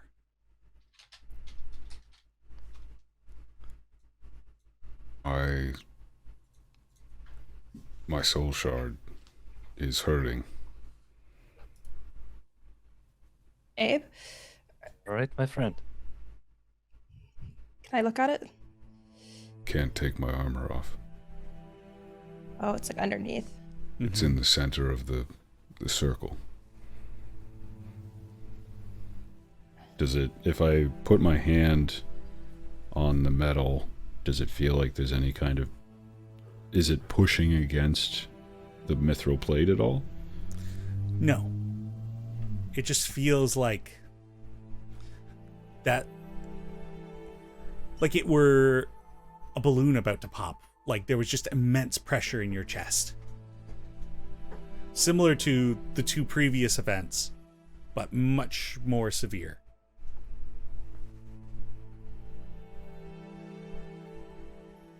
Does it go away after a few seconds? Does. Yeah, once you're awakened from sleep, essentially, like that pain essentially simmers down to a dull thud, a dull thrum, and eventually just goes away in its entirety. Has anything weird been happening with this lately? Been 2 instances where I've been resting and it's felt like a heartbeat. When was this? The last one was after, it was during our time in the keep. Okay. And the time before that, That's the one that we knew about, right? Yeah, Dawn Star Day. Okay. Right. Did anything else happen? I mean, not related to my soul shard. Is there like the interval between the first and the second and the second and the third? Are these getting more frequent? Same? I'm counting that now, out of character. The soul shard thing happened the same night as the dream, right? Again, out of character because I don't know that. Okay. Silent calculation. Oh, don't do that. If It's like significant, like the this has been 17 days in between, and I'm like in the 30s and not even close. So it's definitely it's shortened. Might be worthwhile tomorrow trying to send a message to Frus in Starcross. See if he and other Argon folk in the town have been noticing that at all. Sounds good. Want any questions answered now from the universe? I have the spell prepared. I mean, I don't know what I'd ask. I don't know what it could be in relation to. Maybe something Kardrak is cooking up. This is like a long shot. Is there a way I could like try to look internally to just see if I can sense anything? Make an Arcana check. Famously Guidance. good at Arcana. With guidance. Oh my gosh.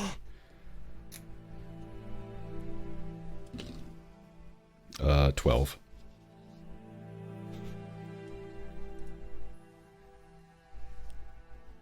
Abe, you try to look inward and hope that in this instance you will crack the secret of the magic and that you will have all the answers that you require. Unfortunately, the universe is a finicky thing, and it's like, not today. Unfortunately, you do not gain any insight.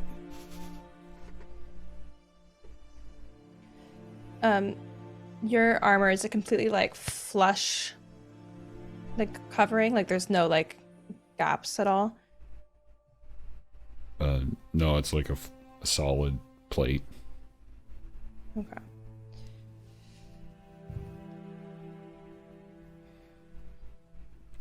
I guess we just go back to sleep. We'll figure this out, friend. Don't worry. Well, I'm not too worried yet.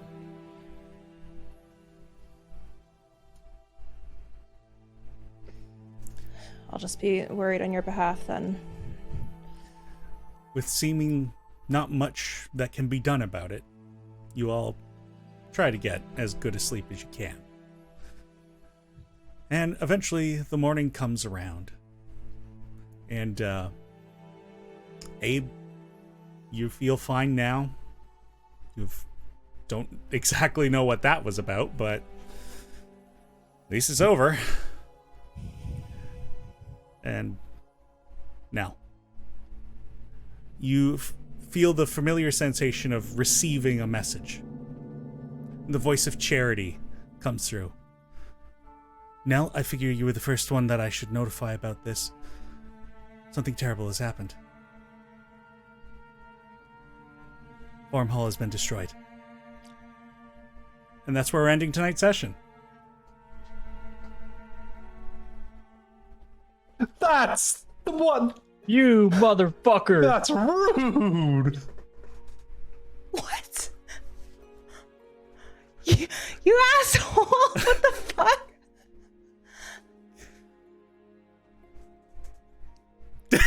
Like, Like, is that the end of the message, though? Is that all she said?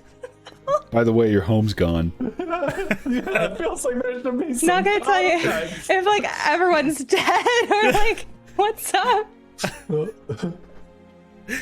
If you want to hear more, get Drac a messenger. Next session. Yeah, exactly. What the hell, dude? What the I fuck? am. My shit is done. We're not talking about me anymore. Oh, is it? Your Is it shit's done? never done. Oh. I like genuinely got like the drop in my stomach that I get when people in real life tell me bad news. Like, oh. And you made a whole map for that town, and you just went and went, "Whoop, bye."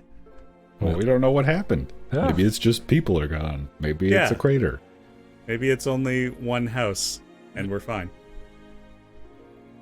Varmhall was destroyed. Oh yeah, it was just one Yeah, it was building, just the one actually. house. There was actually only one house that technically was considered Varmhall Village. The rest was just kind of built around it. Oh. I cannot believe you're ending it like this. I'm so mad at you. I literally was like, in my mind, I'm like, I need to leave because I have to go do work. I was like, and I was debating if I should just bounce at like 7:30, but I waited for you to do this to me. Yep. You waited for trauma. Cool, dude. Well, y'all had to go diving into the lake. Couldn't just take your long rest and wait around. What does that have to do with anything? Barbell being destroyed. What the hell? There was a day in Someday. the calendar that was Goodbye Varmhall Day. All right, I have to leave. I can't deal with this right now. Thank you all so much for joining us. Hopefully at some point in the near future we'll be actually live streaming these sessions again. The next one's probably going to be pre-recorded as well. We have to figure out when we're going to be recording that, but hey, thanks for coming. I knew the fact I was going to end this like this because the last time with Elo and shit, you were like, if we ended like that, I would have been not able to sleep, and I felt bad coming to this, but I'm like, where else am I going to end the but session? With my frog friend. Now? Yeah. Or with Abe having a heart attack. Yeah. What the hell? What the fuck? It'll all become clear. All right. Thank you, everybody, so much. And until next time, may you stay happy, stay kind, and as always, Nope. play nicely. Have a good night, everybody. Christy's not having a good night. No, I'm not. Oh. There was. It is fun. Like, not fun.